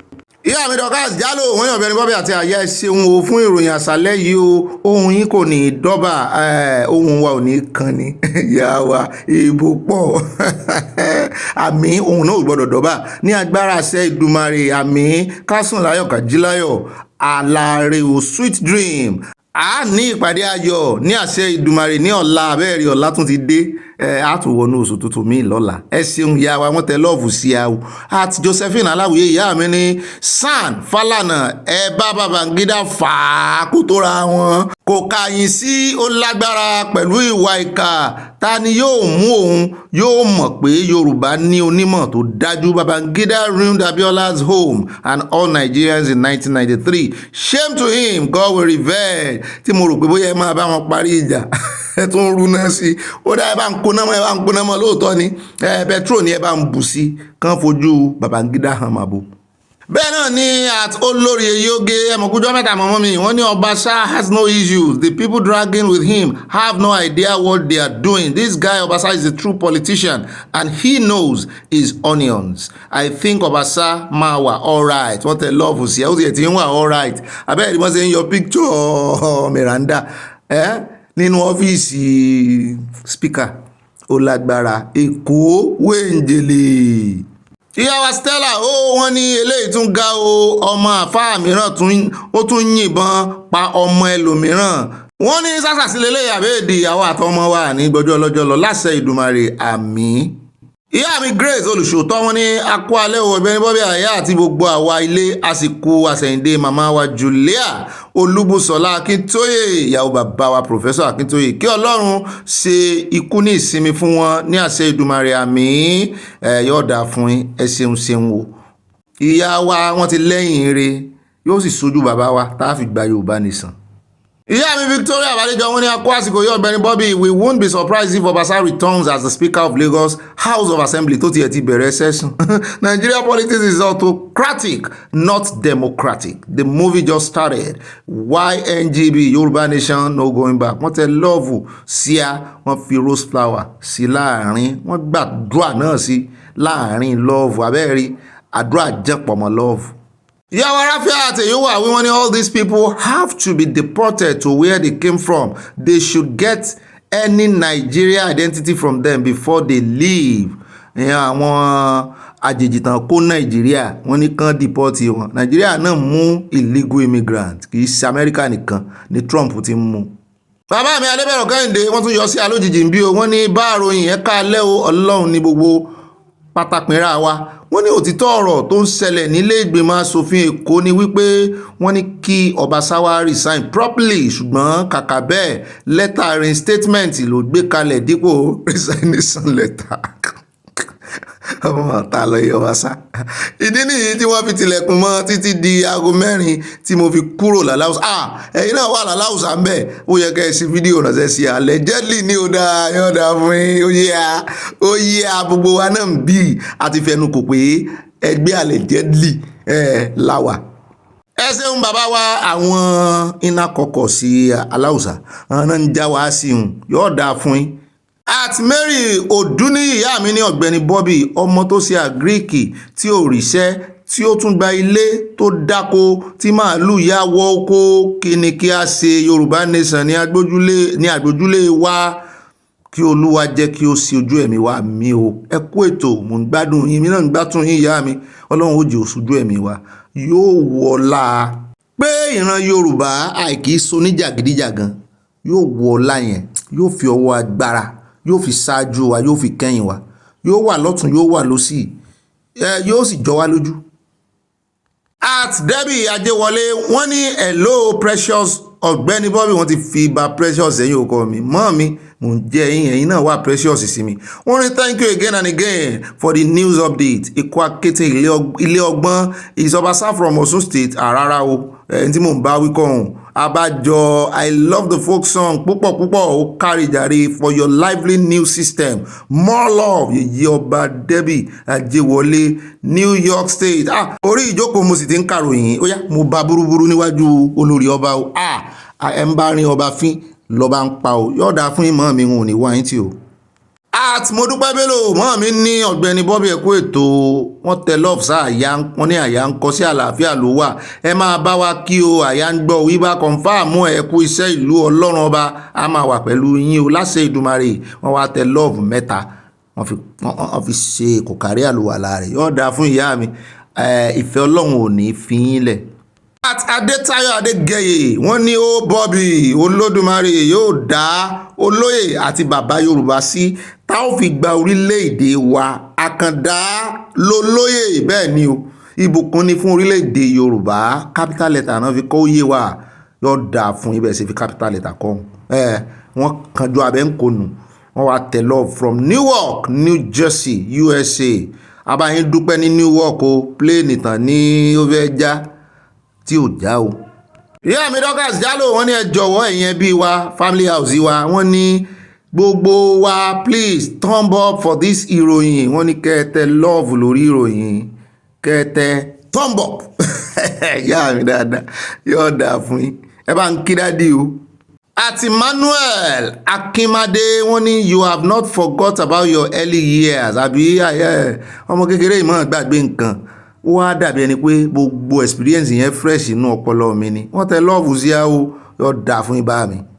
At Folake with Heart Angels wọ́n ní Ọ̀gbẹ́ni Bobby kò sí ìdáríjì kan fún Babangida, Ọlọ́run kò lè dáríjì rárá, orí àwọn tó ti pa kò ní jẹ́ kí orí wíṣà mọ́ mi ẹ bá ń fún mọ̀mọ́ mi mark wọ́n bá ń yẹ̀yẹ́ èbò mo máa wárú àwọn tí máa bá mi yẹ̀yẹ́ èbò yìí tán mọ̀ tún mọ̀ bí wọ́n lórí wíṣà ọ̀dà fún yín ló máa kú sí Yorùbá nation wọ́n tó sì kọ́ nation ẹ̀sìn mi jẹ́ ni o wọ́n ní àwọn dúró dé o kí Olúwa kó mú wa débẹ̀ àmín aláwa ò gbá tẹ ìbò ń bí àmọ́ yẹ̀yẹ́ rẹ̀ ni bàbá wa débẹ̀ ọ̀tún gbé wa débẹ̀ ó dẹ̀ lẹ́ẹ̀kẹta wọ́n tó yọ sí àǹbì nítorí ìtọ̀rọ̀ aláwùsá mo ṣe ń lo mẹ́sẹ̀jì wọn sá lónìí wọ́n ní àwọn haúsá wọn yìí rò wípé business as usual níjọba èmi ló kàn ṣùgbọ́n wọn ò mọ̀ pé tax expert ní èmi ló kàn wọ́n mọ́ wọ́n rò wípé olódo bíi tiwọn ní Tinubu nígbà tán kàwé wọn ká nǹkan kan wọ́n rò pàlúmọ̀jẹ́rì ní Tinubu yọ ọmọ ọmọ pínwó kò jọ ẹni tó ti ṣiṣẹ́ fún tax company nílùú Amẹ́ríkà lọ́pọ̀lọpọ̀ ọdún sẹ́yìn bẹ́ẹ̀ ni ó mà lórí àpàdé rẹ̀ ń bá ti fi tax expert ṣe olórí ìlú ẹ̀sán ṣégenu tax. Ìyàwó Adésọlá Ọládèjì wọ́n ní ẹ mọ̀ pé ẹ̀yin ni àwa sìn Nàìjíríà ìran bàbá yín Fúlàní láti Senegal wọ́n bá ń yẹ̀yẹ́ ìbò ń bẹ̀ wọ́n náà ń claim pọ́n làwọn ní Nàìjíríà àwọn wèrè dúdú Yorùbá nation no going back àwọn tẹ lọ́ọ̀fù sí yọ̀ọ̀dà fún yín mọ̀mọ́ wa gúgúrú iná mọ̀mọ́ dòde ni wọ́n gbé gúgúrú méjì sẹ́gbẹ̀ẹ́ rẹ̀ at Samuel Olúwaṣẹ́gun wọ́n ní Yorùbá nation no going back together we move. At Janet Adégbẹ̀dẹ ìyá mi ní Ọ̀gbẹ́ni Bobby bó bá lónìí rẹ́rìn ìta ló máa bá ẹ̀yìn rẹ̀ sí lóòótọ́ àwọn atoko wa balẹ̀ jẹ́ àwọn ènìyàn yìí ló máa pín Nàìjíríà àkànbí mo bá ń pè lẹ́ẹ̀mẹ́ta àkànbí pín Nàìjíríà lásìkò tó yẹ ní tí mo bá ẹni tí ó rà á sanwó ẹ̀ tí ò mọ̀ ra ń bẹ̀ wọ́n ní Ọlọ́run máa jà fún ọkùnrin náà àṣẹ Èdùmàrè àkànbí ọmọ olódẹ́dẹ́ pín Nàìjíríà lásìkò yìí ìyá mi mo ti jí sẹ́yìn Janet Adégbẹ̀dẹ n ò ní wáyé tí o àti ìyá mi mo dúpẹ́ Bello wọ́n ní àwọn oníyẹ̀yẹ́ àlè àmùdá gbogbo ẹ̀ rádaràda sí ọ̀ wọ́n fa sí ọ̀yẹ̀gùn ọ̀bùsẹ̀rìn ọ̀dà fún yín àwọn náà ni wọ́n kọ́ntínú wọ́n ní fúnra yín lẹ̀ ó máa fúnra yín lóògùn jẹ́ ọ̀rọ̀ pèsè jẹ́ àtòyìn Adéoyè wọ́n ní Ọ̀gbẹ́ni Bobby bá ròyìn láti ojú wíńdò abẹ́ẹ̀rí nǹkan wọ́n kọ́kọ́ kó popcorn dà sí wa láyà wọ́n wá tẹ lọ́ọ̀fù sí wọ́n ní àyà ń kọ́ ń bẹ̀ ẹ kó ètò ìbalẹ̀ jẹ́lì ìbá kọ̀ǹfàmù ẹ̀kọ́ tó sẹ́ǹdí ẹ̀ wọ́n bú sẹ́rìn wọ́n wá tẹ lọ́ọ̀fù míì àti oríṣiríṣi popcorn ìròyìn lérèfé wọ́n ló mú yẹ́ẹ̀sì wá yóò dáa fún yín kọ́mẹ́ǹtì tiyín náà mú yẹ́ẹ̀sì wá. At Olùtósìn Òsúnúbi wọ́n ní tíṣà jọ̀wọ́ mo fẹ́ lọ wá nǹkan jẹ ọmọ onírẹsì ti dé ọbẹ̀ rẹ̀ sì ń ta sánsán Àdùkẹ́ Àlàkẹ́ àwọn náà bú sórin yóò dáa fún yín. ẹjẹ́ àtẹ̀wájú at Rasheedat Mojírọ́lá ìyá mi ní ẹ̀ka alẹ́ Ọ̀gbẹ́ni Bobby àti àyà gbogbo ilé wọ́n ní ṣe dáadáa ní o àwọn atúrọ́tà bí èlùbọ́ ìbùkún ní fún orílẹ̀-èdè Yorùbá wọ́n tẹ lọ́ọ̀fù sí wọ́n kó popcorn lé lórí àbí ṣinṣin ni.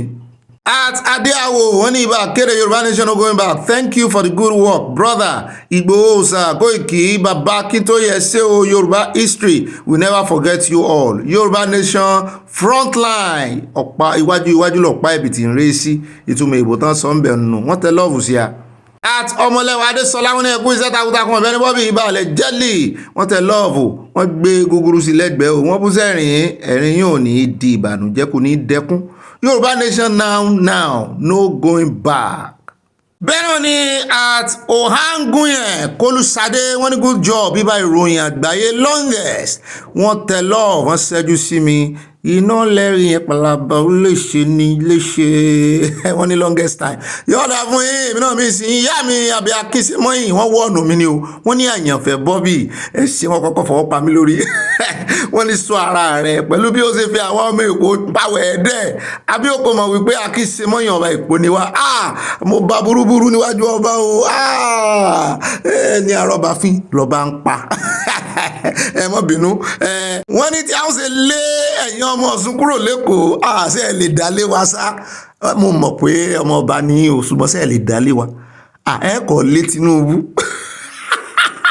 bẹ́ẹ̀ náà ni àtìyàwó hannah húsù wọ́n ní ọ̀gbẹ́ni bobby ọkọ̀ àwọn arúgbó mò ń dáhùn èmi lọ́kọ̀ yín ibà icons bàbá Fálànà máa borí Babangida nítorí ẹ̀jẹ̀ ti pọ̀jù ní ọwọ́ rẹ̀ wọ́n tẹ lọ́ọ̀fù sí a wọ́n wá kó popcorn sẹ́gbẹ̀ẹ́ rẹ̀ yóò dáa fún yín yóò borí. At Dorcas Kazeem wọ́n ní ó bọ̀ bí ẹkú iṣẹ́ takuntakun ọlọ́run á máa bá yín ṣe àmì o òwe yẹn kò rí bẹ́ẹ̀ yẹn o báyìí ni o àgbà tí kò kẹ́hún sọ̀rọ̀ akẹtàn sáré yíre o Yorùbá Nation no going back wọ́n tẹ lọ́ọ̀fù rẹpẹtẹ mi ò mọ̀ bóyá mo mọ̀ sọ ni mo mọ̀ pé mo sọ wípé àgbà tí ò kẹtàn rìn akẹtàn sáré nítorí ó láwọn ọ̀rọ̀ kan tí mo fi jó mọ́ ṣùgbọ́n mo gbà tí yín torí bówe ṣe rí gangan rè kọ́mọ́ sọ ó yẹ kí n kọ́kọ́ pa original òwe yẹn kí n tó pa ẹ̀dá ẹ̀ tèmi fẹ́ fi ṣe àpèjúwe ọ̀rọ̀ tí mo sọ lánàá mo ṣe mistake ń bẹ̀ àwa ìbò mistake mọ́ra ń bì. bẹ́ẹ̀ ló ní ìyá wáyémí ìgè wọ́n ní ìpàdé ẹbí alẹ́ yìí ga o mo ti rẹ́rìn fẹ́ tọ̀ bára mọ́mí ẹ ti rẹ́rìn yóò nu o. wọ́n ní wọn ti mọ nǹkan kan o wọ́n bú sẹ́rìn wọ́n ní ọlọ́run ti kọ ẹ̀yìn wọn síra wọn wọ́n ti nara wọn mọ́mí yóò sojú gbogbo wa wọ́n ràn yín létí lọ́jọ́ tó bá ṣẹlẹ̀.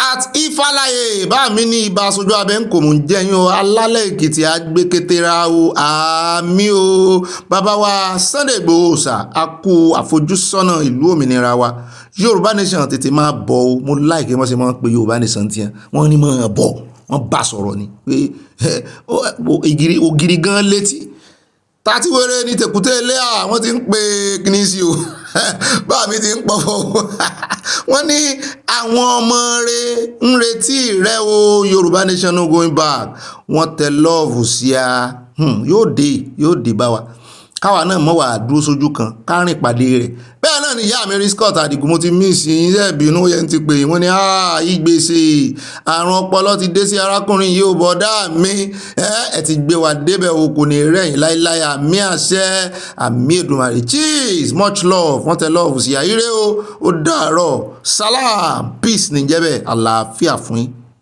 At Abọ́ládé Débọ̀ bàbá mi ní ẹ kú iṣẹ́ takuntakun o taking ó ti bá yín sọ di taking o Ọ̀gbẹ́ni Bobby àti àyà kí ni ó ṣẹlẹ̀ gan báyìí o wọ́n ṣà ń lo agbára ìṣá Ọbaṣá padà sípò speaker bẹ́ẹ̀ ni MC Olúọmọ takú sípò síàmánu àwọn agbèrò bẹ́ẹ̀ ni lẹ́yìn tí ilé ẹjọ́ ní ipò náà kò tọ́ sí ilé ẹjọ́ sọ bẹ́ẹ̀ tọ́gà rẹ̀ wà nítòsí rẹ̀ Yorùbá Nation no going back àwọn tẹ lọ́ọ̀fù sí alágbára ní jẹun ìta Nàìjíríà náà sì ń tilẹ̀kùn gbọ̀ngbọ̀n bẹ́ẹ̀ náà ni àti Yẹmí Ìgè àtúnbà àpàdé ń bì wọ́n ní ó mà ṣe o àánú bọ́ ìṣe mí o kí ni kí a pè léyìí àwọn ògo ọ̀la ti di ogun ọ̀la tí wọ́n bá pín wa mo mọ̀ pé àyípadà yóò wà fún àwọn ògo wa kọ́lọ́n sáàjìyàn tètè ṣe wọ́n táwọn ọmọ ìdánwò tá a pè ní yúùtù yìí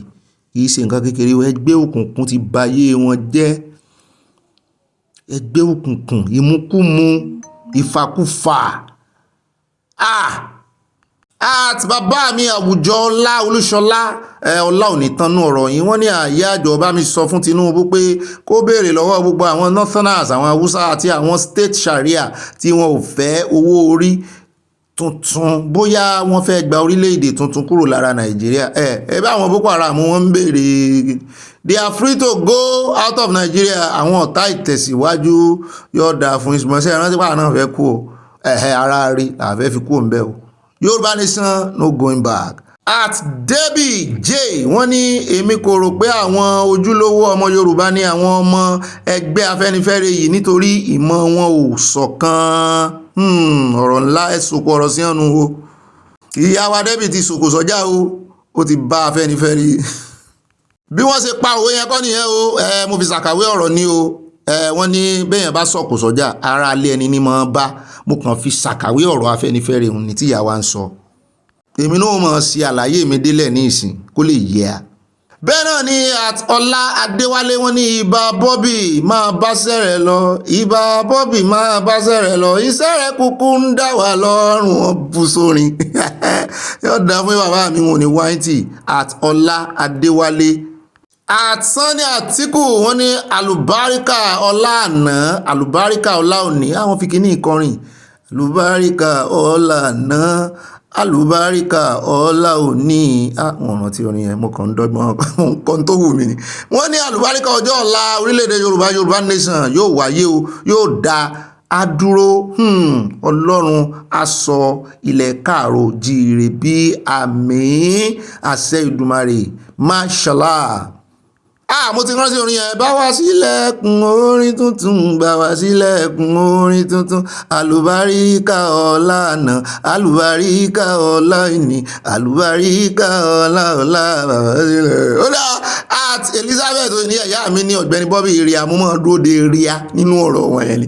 Wọ́n ní mi ní parọ́, ìròyìn ti di kò ṣeé má gbọ́ fún wa nínú ilé wa, ò ṣe lóòótọ́. Ọlọ́run ṣeun. Wọ́n ní àgbẹ̀ onírẹsì àti kókó ni bàbá tèmi náà o, mo nífẹ̀ẹ́ sí iṣẹ́ àgbẹ̀ gan-an ni. Wọ́n tẹ lọ́ọ̀fù sí a bẹ́ẹ̀ náà gbé popcorn sẹ́gbẹ̀ẹ́ Yorùbá nation no going back. Èmi náà nífẹ̀ẹ́ sí iṣẹ́ àgbẹ̀, ó ti ẹ̀ wù mí ń dá ilé iṣẹ́ àgbẹ̀ rẹpẹtẹ lẹ̀ náà ní ilẹ̀ Yorùbá. Ṣùgbọ́n ó dìgbà tá a bá gbé òmìnira, kì í ṣe iṣẹ́ àgbẹ̀ tán Fúlàní ó wà mọ́ tán mọ̀ ṣe bó ṣe wọ̀n. Bẹ́ẹ̀ náà ni àti bàbá mi kanjú abẹ́ǹkọ̀ wọ́n ní imagine thugs. Wọ́n bú sẹ́rìn wọ́n ní this is Lagos really. Àti ìyá mi hope alive with evangelist Olúbùnmi wọ́n ní Ọ̀gbẹ́ni Bobby ó dá mi lójú wípé ẹ fi ojú fo correction tí mo bá yín sọ nípa bí wọ́n ṣe ń pe USAID. This is my 4th time it is called USAID. Mọ́ mi ẹni ó dá yín lójú pé mo fojú fò ẹ sí àṣẹ ẹ̀ mọ̀ mí ó ṣe mí ká ìfipẹ́ ẹ̀ mọ̀ mí o. Time tẹ́ máa ń kọ messages àti máa ń lo àwọn messages wa most of the time mo kàn máa yára love messages àwọn èèyàn ní gbogbo ẹ̀ náà kọ́ ni mo máa ń kà ń gbà mí. Mi ò rí message yín ní tilẹ̀ tọ́lọ́hún, mi ò rí message yín. Tí n bá rí àwa yìí ó yẹ kẹ́ ẹ ti mọ̀ pé àwa máa ń yẹ̀yẹ́ àṣìṣe ń bì ní. Ṣùgbọ́n ẹ má bínú.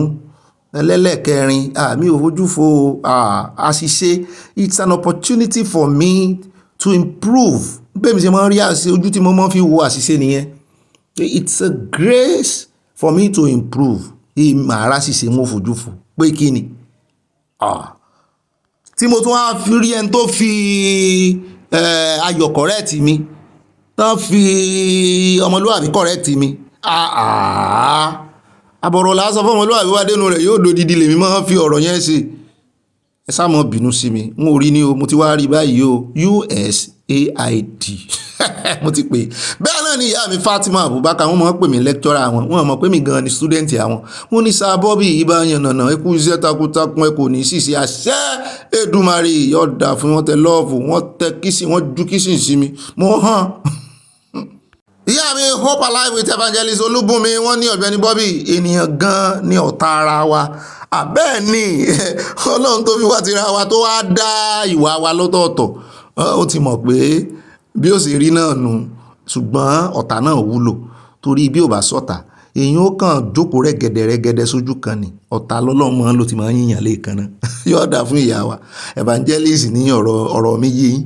Ó dá o mo kí káàbọ̀ padà sáàyà ṣe yín dáadáa. Adúpẹ́ lọ́wọ́ ló ń yẹ wá gbà nǹkan jókòó lé mo fẹ́ kẹ́ ẹ fẹ̀yìntì dáadáa.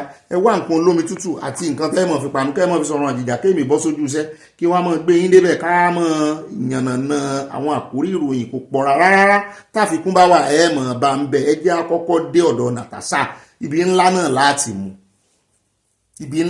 mú lẹ́gbẹ̀ẹ́ aṣòfin lọ́dọ̀ akpabio là ń lọ ní ìsìn níbi tá a ti gbọ́ tí Natasha sọ wípé akpabio ó ṣe sóhun ó ní kóhun àbí kí ni ìtumọ̀ fún mi láyọ̀ bóyá kẹ́ bá ń túmọ̀ ẹ̀yin ìyá wa. Akpabio ní kóhun fóun láyọ̀ nígbà tí òun gbé project Ajaokuta déwájú rẹ̀ pé àní àwọn kọmitì sínétọ̀ wọ́n step ẹ̀ down. Kí ló dé? Ṣé torí pé ó bọ́ sí North Central? Ó ní bẹ́ẹ̀ náà ni níbi tán ti fòun so lórí tó jẹ́ wípé kọmitì content creator ó ní ọ̀rọ̀ kan sọ̀rọ̀ lórí ọ̀rọ̀ owó. Ó ń bọ̀ lórí Akpabio ó lọ́rọ̀ kan sọ̀rọ̀ lórí ọ̀rọ̀ owó táwọn yòókù torí pé òun ò gbà kan ná àwọn owó kan àti wípé òun náà ná àwọn owó kan ṣùgbọ́n personal fúnra ń kọ́ lòun ná òun ná sí ọ̀rọ̀ ìlú ni ní constituency òun inú wa ń bí wọn ó láwọn ará ilẹ̀ haúsá kan ni mo ní nígbà tó ti pín in haúsá so wá fẹ́ kí yorùbá gbèjà rẹ̀ ní ìsìn ní Natasha orúkọ tó ń jẹ́ ìgan sójọ wọn ti yorùbá sá Kogi ni constituency ẹ̀ wá lọ́rọ̀ kan oníyẹn náà wà nílẹ̀ tó ń fẹ̀sùn kàn tó ń wọ́ọ̀dì hùn ó lóun ó rè fèsì wọn ní plenary committee tán set up ó ní ṣùgbọ́n kóun bun ẹ̀yin ọmọ Nàìjíríà gbọ́ òun fẹ́ domi tútù wájú kóun lè tẹ̀lẹ̀ tútù ń bẹ̀ kẹ́ ẹ lè mọ bí ṣe ń lo mi wá ń bí pé só ní àwọn ẹ̀rí pàápàá jùlọ níbi tó ti ń sọ wípé bọ̀dá akpabio bọ̀dá apá pé wọ́n ń ìsapá tí ń ṣe kọ́mẹ́dì o pé wọ́n ń ní kóun múnú àwọn dùn mú wá ní èmi ò mọ̀ túmọ̀ kéèyàn múnú èèyàn dùn season film lélẹ́yìí yóò jẹ́ o ẹ̀wọ̀n ní ìwò tán o èmi náà ń wò ó mú kíyèsí wípé ọ̀rọ̀ yìí máa lẹ́yìn nítorí nígbà tí gbogbo ọ̀rọ̀ yẹn ń jà rìnrìn mo ní bóyá bọ̀dá àpabio fẹ́ mú Natasha gẹ́gẹ́ bí ọmọ ni ló ṣe ní múnú mi dùn torí bàbá máa ń sọ fún ọmọbìnrin pé ìwọ ọmọbìnrin múnú mi dùn ẹni mò ń ṣàbòsí bó wàá lóbìnrin ṣe máa ń múnú ọkùnrin dùn tọkùnrin bá ní múnú mi dùn ṣé kó yọ ọmọ lásùgà ni ẹ gbọ́ ọ̀rọ̀ kò yé mi o wọ́n ní àbí ká bèrè lọ́wọ́ àwọn ẹ̀yin ìyá wa ó yẹ ẹ̀yin ìyá wa ẹ bá gbóhùn sáfẹ́ ẹ bá tẹ̀sílẹ̀ agbára ajá gbogbo ọ̀rọ̀ lẹ́nu Natasha ó ṣàlàyé ilẹ̀kùn. Many people do not know what I'm about to say, but I'm going to speak my own truth. And the Senate President is allowed to counter that. It all started on the 8th of December, 2023, which was a day before his birthday and my birthday. We are birthday mates. We were all in Akwa Ibom because he had a big fanfare in the stadium. Myself, my husband, and a few of his close friends. We went to Akwa Ibom. And at first, we were at Ikot-Ekpene. We were in his house in Ikot-Ekpene. Then we all moved to his house in Uyo, which was about 8 p.m. And he held my hand and said he wanted to show me around his house. My husband was walking behind us. Just three of us. We're walking around from room to room. He showed me the beautiful interior. This was done by this, by that. This designer here, he bought this from. I was like, oh, it's beautiful. And then I noticed that he hastened his pace while still holding my hand. And my husband was behind, still on his phone, but he was catching up whenever he could. And then he got to this particular sitting room, and he said, do you like my house? I said, of course, sir. Every room, beautiful, nice interior, quality taste. He said, now that you're a senator, I'm going to create a time for us to come spend quality moments here.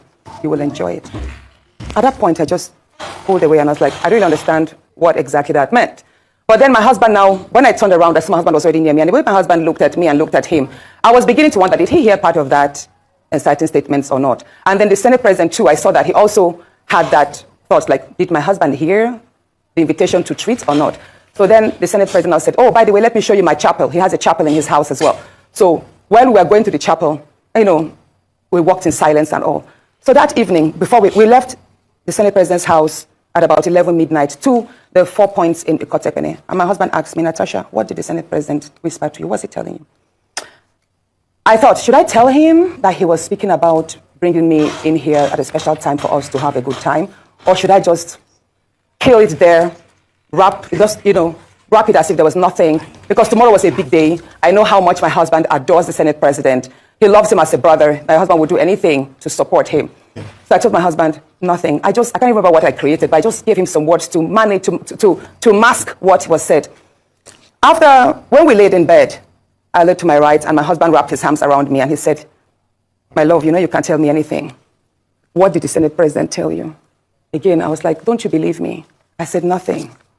Nothing. Moreover, it's my birthday in a few minutes. Let's just be happy. Then my husband told me he doesn't want to see me travel out of the country alone, and I should not go to the Senate President's house because he has a guest house where many senators do go there, after office to get approvals and all that.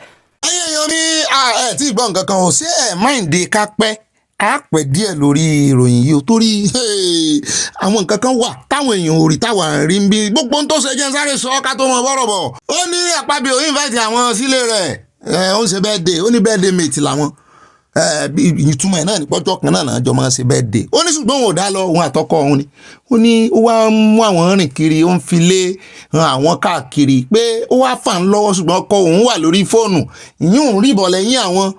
Ó ní ṣùgbọ́n àtàṣì ó wá clinge mọ́ òun ó wá sọ fún òun wípé nísìn tíwọ náà ti di sẹ́nítọ̀ ó ti dìkan lára wa pé lọ́jọ́ kan òun ti ẹ̀ mú ọ wá síbí kóhun àti ẹjọ́ wá gbafẹ́ òun àti ẹnìkan èmi tiẹ̀ wá ń wò pé nígbà tí ọkọ tiẹ̀ tẹ̀lé ọ ìyàwó akpabio náà ńkọ́ kí lẹ́tọ̀ náà sì mẹ́ àbí nígbà tó bá mú àtọkọ rẹ̀ rìn kiri ṣùgbọ́n jọ́ bẹ́ẹ̀ ní pọ́kọ rẹ̀ náà wọ́n ó nífẹ̀ẹ́ akpabio wọ́n ti jọ mọ́ ẹni tán mọ̀ bíi family friend lálẹ́ pé lọ́rọ̀ kan ó ní bó ṣe sọ̀rọ̀ yẹn báyìí òun kàn jáwọ́ ń gbà lọ́wọ́ rẹ̀ ni ó sàn fi gbogbo ẹ̀ hàn òun á ń wẹ̀yìn bóyá ọkọ òun rí òun ṣùgbọ́n ọkọ òun fura létà lọ́kọ òun wá ń bí òun pé kí ni senate president sọ fún òun ó ní òun kọ́kọ́ ń rò pé ṣé kò ń sòótọ́ fún un àbí kò ń fi pamọ́ náà torí òun ò fẹ́ kí nǹkan kan kó ba ayọ̀ ọjọ́ bí òun jẹ́ wọ́n á ń wò pé ayọ̀ fún mi láyọ̀ ayọ̀ náà sì ni bọ̀dá akpabio ń béèrè lọ́wọ́ rẹ̀ ayọ̀ ni wọn náà ò sì fẹ́ kó bàjẹ́ lọ́rọ̀ kan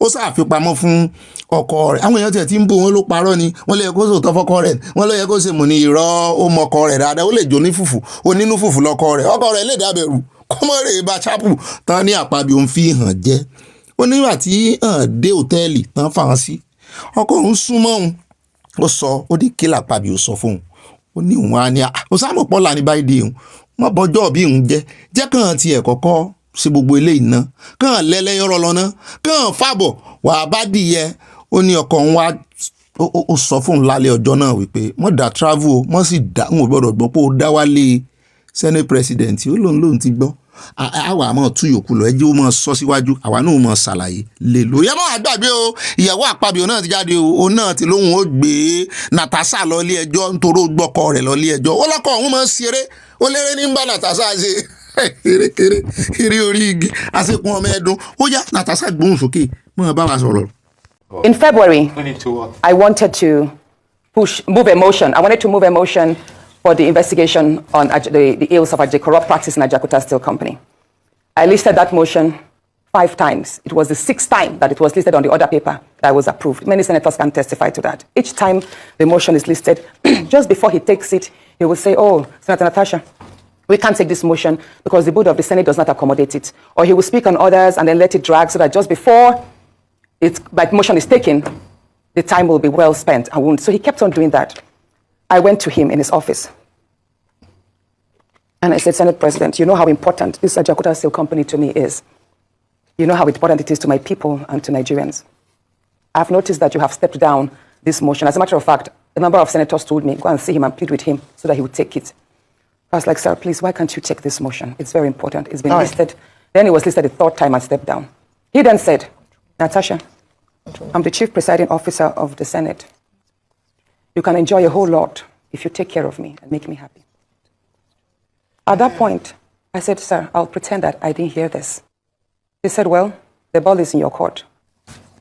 I left his office, and when I got home, I told my husband, I didn't tell my husband what happened. I just told my husband, "Please, can you speak to the Senate President to allow my motion scale through?" I think I also spoke to the DSP, to the leader, Senator Pemi. I spoke to a number of senators that they should please intervene and allow him to laugh. I never told them what happened. My husband had to take a trip to London. Then the Senate President traveled to London. My husband met with the Senate President in London and pleaded with him. Let my wife take this motion on Ajaokuta. That is very important to her. Okay. All right, Senator Natasha said, Natasha. that he did not take it because he was protecting me. Hold on, please. He didn't take it because he was protecting me. Protecting me from what? Anyway, at the time my motion was taken, it was the Deputy Senate President, His Excellency Barao, that actually sat. The Senate President stood up and walked out. So it was Senator Barao that actually... Yóò máa lẹ́yìn ọ̀rọ̀ yíyọ̀ ó sì ń dùn mọ́ mi kò dùn mẹ́yìn ni ẹ mọ́ sọ fún mi pé kò dùn mọ́ yín jàre ẹ wo ọjà sọ̀rọ̀ síbi tọ́rọ̀ wá àwọn èèyàn tó ń bú Natasha ni wọ́n ní sọ lẹ́rìí lọ́wọ́ owó eléyìí tí ń tú jáde yìí pé ṣé kò mọ̀ wípé ó súnmọ́ ẹ̀sùn wípé ó ń fẹ̀sùn kan akpabio pé ó fẹ́ harassment pé ṣé kò mọ̀ sọ́mọ tí ń sọ lẹ́rìí mo ní ìyẹn mọ̀ owó body language kó tó jáde yóò ti bọ́kọ rẹ̀ sọ wọ́n kò tiẹ̀ sọ wọ́n ní ìfi nǹkan pamọ́ fọ́kọ rẹ̀ kí ló dé tí ò sọ fọ́kọ rẹ̀ láti bẹ̀rẹ̀ kí ló dé tí ò ṣe sóní fídíò rẹ̀ sóní mo ní ẹ̀yìn ò lè jáde tán báyìí ẹ̀ńtà tó mọ̀ ń sọ̀rọ̀ yìí Natasha ó mọ̀ ní brain gan ó mọ̀ kàwé gan kò lè jáde tó kó mọ́ ti lẹ́rìí iṣẹ́ ẹ̀rí téèyàn bá ń ṣe sí èèyàn ẹ̀yin náà ẹ̀jẹ̀ àjọ sọ ẹ̀jẹ̀ àfira wa sínú sùn wọn béèyàn bá bọ́kùnrin bá ń ṣe sóbìnrin tàbí tóbìnrin ń ṣe sọ́kùnrin tó sì mọ̀ pé wà ń lé ọkọ ẹ rí i pé wọ́n mọ̀ ṣe ń bò ń kẹlẹ́ ni kò sí àwọn text messages àwọn ọ̀rọ̀ kan yóò ti wà ní bò ń kẹlẹ́ in fact bá ṣe ń yọ ọgbọ́n gan allegedly wọ́n ní gbogbo eléyìí tó ń jáde ṣèkínní tí akpabio òun ran orí tí ìyàwó ẹ̀ náà ti jáde pé òun ó sùn Natasha tí akpabio náà sọ pé ẹ gbé lọ síwájú plenary committee ẹ jẹ́ ó wá ro tẹnu rẹ̀ wọ́n ní ẹ̀bẹ̀ ń lọ lábẹ́lẹ̀ wọ́n náà ń bẹ̀ Natasha kíní ni o allegedly ni o wọ́n ní ẹ̀bẹ̀ ń lọ lábẹ́lẹ̀ wọ́n náà kàn ń put up gbogbo appearance láti jẹ́ kí gbogbo ọmọ Nàìjíríà rí wípé kò sí nǹkan kan kíní kan wọ́n láwọn ò sì lérò wípé bóyá ọkọ àtìyàwó wọn ti jọ sọ̀rọ̀ kíyàwó tó jáde mo rántí kéèsì kan náà tí bọ̀dà Túndé mọ̀jẹ̀ ń dárúkọ wọn èèyàn kan pòfẹ́sọ̀ kan ló wá ṣáàyàn ọ̀rọ̀ yẹn mo gbọ́rọ̀ yẹn lánàá báyìí mo ní ṣé bẹ́ẹ̀ kéèsì ṣe rí rè àti mú kéèsì yẹn wá fún yín rí tá a sọ wípé àwọn ẹbí wọn ẹjọ́ ẹjẹ́ ń sáré sọ kìíní ẹ̀ mọ́ bínú tá a ní àwọn ẹbí wọ́n dá owó padà yíbò lẹ́bí arábìnrin yẹn tán dá owó dáórì padà agbé news yẹn ní last week kò tí ì pẹ́ jù ó yẹ kẹ́ ẹ rántí ẹ bá mọ kúlẹ̀kúlẹ̀ ọ̀rọ̀ ìyàwó jáde ìyàwó ẹni tó tí wọ́n ní ọ̀nà bùjẹ́ tí àǹtàǹtì lòun ló ń bímọ fún tọmọ yíbò yẹn lòun ló ń bímọ fún kẹ́ẹ̀bí rẹ̀ tó wá ní àwọn ò dá sọ́rọ̀ rẹ̀ mọ́ àwọn ti dówó dáórì padà wọ́n nígbà tí ọ̀rọ̀ yẹn kọ́kọ́ jáde ìyàwó ló kọ́kọ́ jáde bí ìyàwó àpàbí òjò ṣe jáde tó sọ wípé ọkọ òun ò lè ṣe pé ọlọ́run tiẹ̀ fi hàn òun gan pé ọlọ́run sọ wípé ọkọ òun ò lè ṣerú nǹkan bẹ́ẹ̀ yẹn bó ń béèrè lọ́wọ́ ọlọ́run torí pásítọ̀ níyàwó wọn á ní àṣẹ̀yìnwá àṣẹ̀yìnbọ̀ ó ń tanra rẹ̀ ọkọ rẹ̀ ó sanwó dáórì síbí kan ó wá yà lẹ́nu wọ́n ní eléyìí tíyàwó bọ̀dà parí ìjáde wọ́n ní kó má yẹ pé yóò yà náà lẹ́nu àwọn èèyàn tiẹ̀ wà ń bú wọn wọ́n ní ẹ fi Natasha kẹ̀gbẹ́kẹ̀gbẹ́ àmúfọ́nrán ìyàwó náà bọ̀ níbi tó ti ń pariwo pé àwọn lọ ilé ẹjọ́ ni ọkọ àwọn ọmọ sí é bóyá ó ń bá Natasha sí é ni àwọn èèyàn ní ẹ̀rí ìyàwó náà bó o lọkọ ò ṣe ní jáde ní ò ṣe ní ṣe kí ní ṣe ìyàwó ń plé mọ́mì ẹ̀ onírò táwọn ń rorò kiri lọ́rọ̀ kan a tún play ọ̀rọ̀ tó ṣe ọ̀rọ̀ owó ní ilé ìgbìmọ̀ asòfin Ajaokuta lẹ ti gbọ́ yẹn kò jù bá náà lọ ṣùgbọ́n ẹ lọ fọkànbalẹ̀ bẹ́ẹ̀mi ṣe ń wòye Natasha ní ẹ̀rí yóò lẹ́rìí lọ́wọ́ dáadáa nípa text messages ní o bóyá fídíò ní o bóyá nǹkan alábàáṣe gbọ́ lálẹ́ jẹ́lì wọ́n ní ẹ̀bẹ̀ ń lọ lábẹ́lẹ̀ wọ́n kàn ń ságídí lójú ayé ni kéèyàn tó jáde kó tó sọ wípé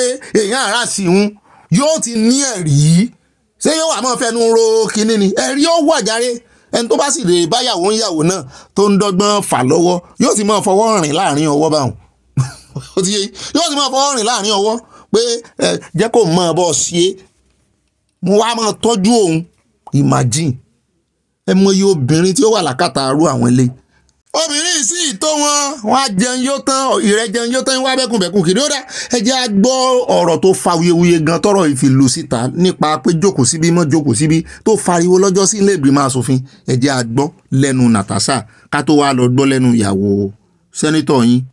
The sitting arrangements. I walked into the chambers that morning. I signed my attendance sheet and I was walking straight to my usual seat, which is the last seat by the door, like at the topmost last seat by the aisle. So, and then I was told by one of the sergeant at arms that, oh, ma'am, that is no longer your seat. You are now sitting at the far end there. And I was like, since when? They said, well, that's what the Senate president instructed. I was like, I was in chambers yesterday, which was Wednesday. I've not been notified. Why did you change my seat? What reason? I'm comfortable here. I'm okay here. I wasn't notified of that. So I was upset. And then I said, I refused to move to the new seat. I don't even know what the new seat is. I don't even know the number. I don't know. But they told me it was the last seat, appointed the last seat at the far end. So then the procession came. The president walked in to the seat, and then the rest was shown online. I was already told, by the way, that I should gently move. Some senators messaged me that I should please adhere to the change and move to my seat because that was a trap, a setup. And I was trying to understand what trap, what setup. At that point, the minority leader, Senator Abamoro, walked up to me And he told me, Natasha, please just obey. Just go to that seat. And I'm like, no, sir. You are my leader. You should speak for me. I am not aware that my seat has been changed. And I believe I should be given a chance.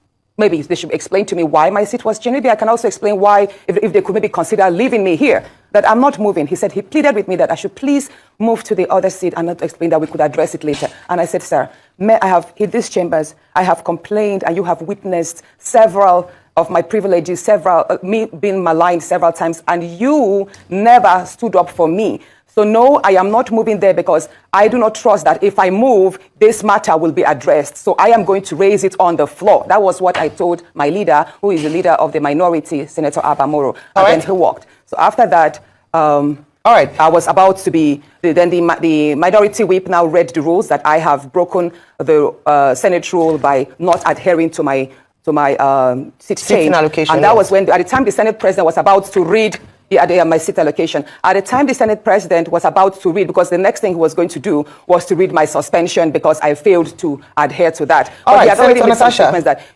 Senator, the whip was, hold on. Yes, it's just that we have to manage. Senator Natasha, yes, ma'am. I'm so sorry, but we have to manage our time. And part of the question. Okay, so at that point, I knew I had to read Order 10. Okay. Yeah, I had to read Order 10. Now, what is Order 10? Many people don't understand. So now, Order 10 is an SOS for every senator who feels their rights and privileges have been breached. So and permit me to quickly read what Order 10 here means. Any senator may rise at any time to speak upon a matter of privilege suddenly arising, and he shall be prepared to move without notice a motion declaring that the contempt or breach of privilege had been committed. Now here it is. It does not say I cannot read that order in that place. Right. Whenever a senator feels that their rights have been trifled upon, I have the right, even if I'm laying on the floor, wherever a senator is in that place. This order book does not say Order 10 should be read from a particular seat. Okay, Senator Natasha, let me come in here. I have no right to speak from that seat, that I should speak from my new seat. Yes. The Senate President aired. Hold on, please. This is a very important point. Okay. The Senate President himself made a mistake by not allowing me to speak on that Order 10. Ní báyìí ẹ jẹ́ gbọ́rọ̀ lẹ́nu mọ́ mi Ìyàwó akpabio nítorí ó ti wá fẹ́ di obìnrin sóbìnrin báyìí bóyá wọ́n ti mọ́ mi tàpé sọ ní lọ sọ̀rọ̀ ó ní lọ fèsì ẹ̀ àbí kó ẹ jẹ́ gbọ́rọ̀ lẹ́nu wọn. So I really don't understand where this is coming from.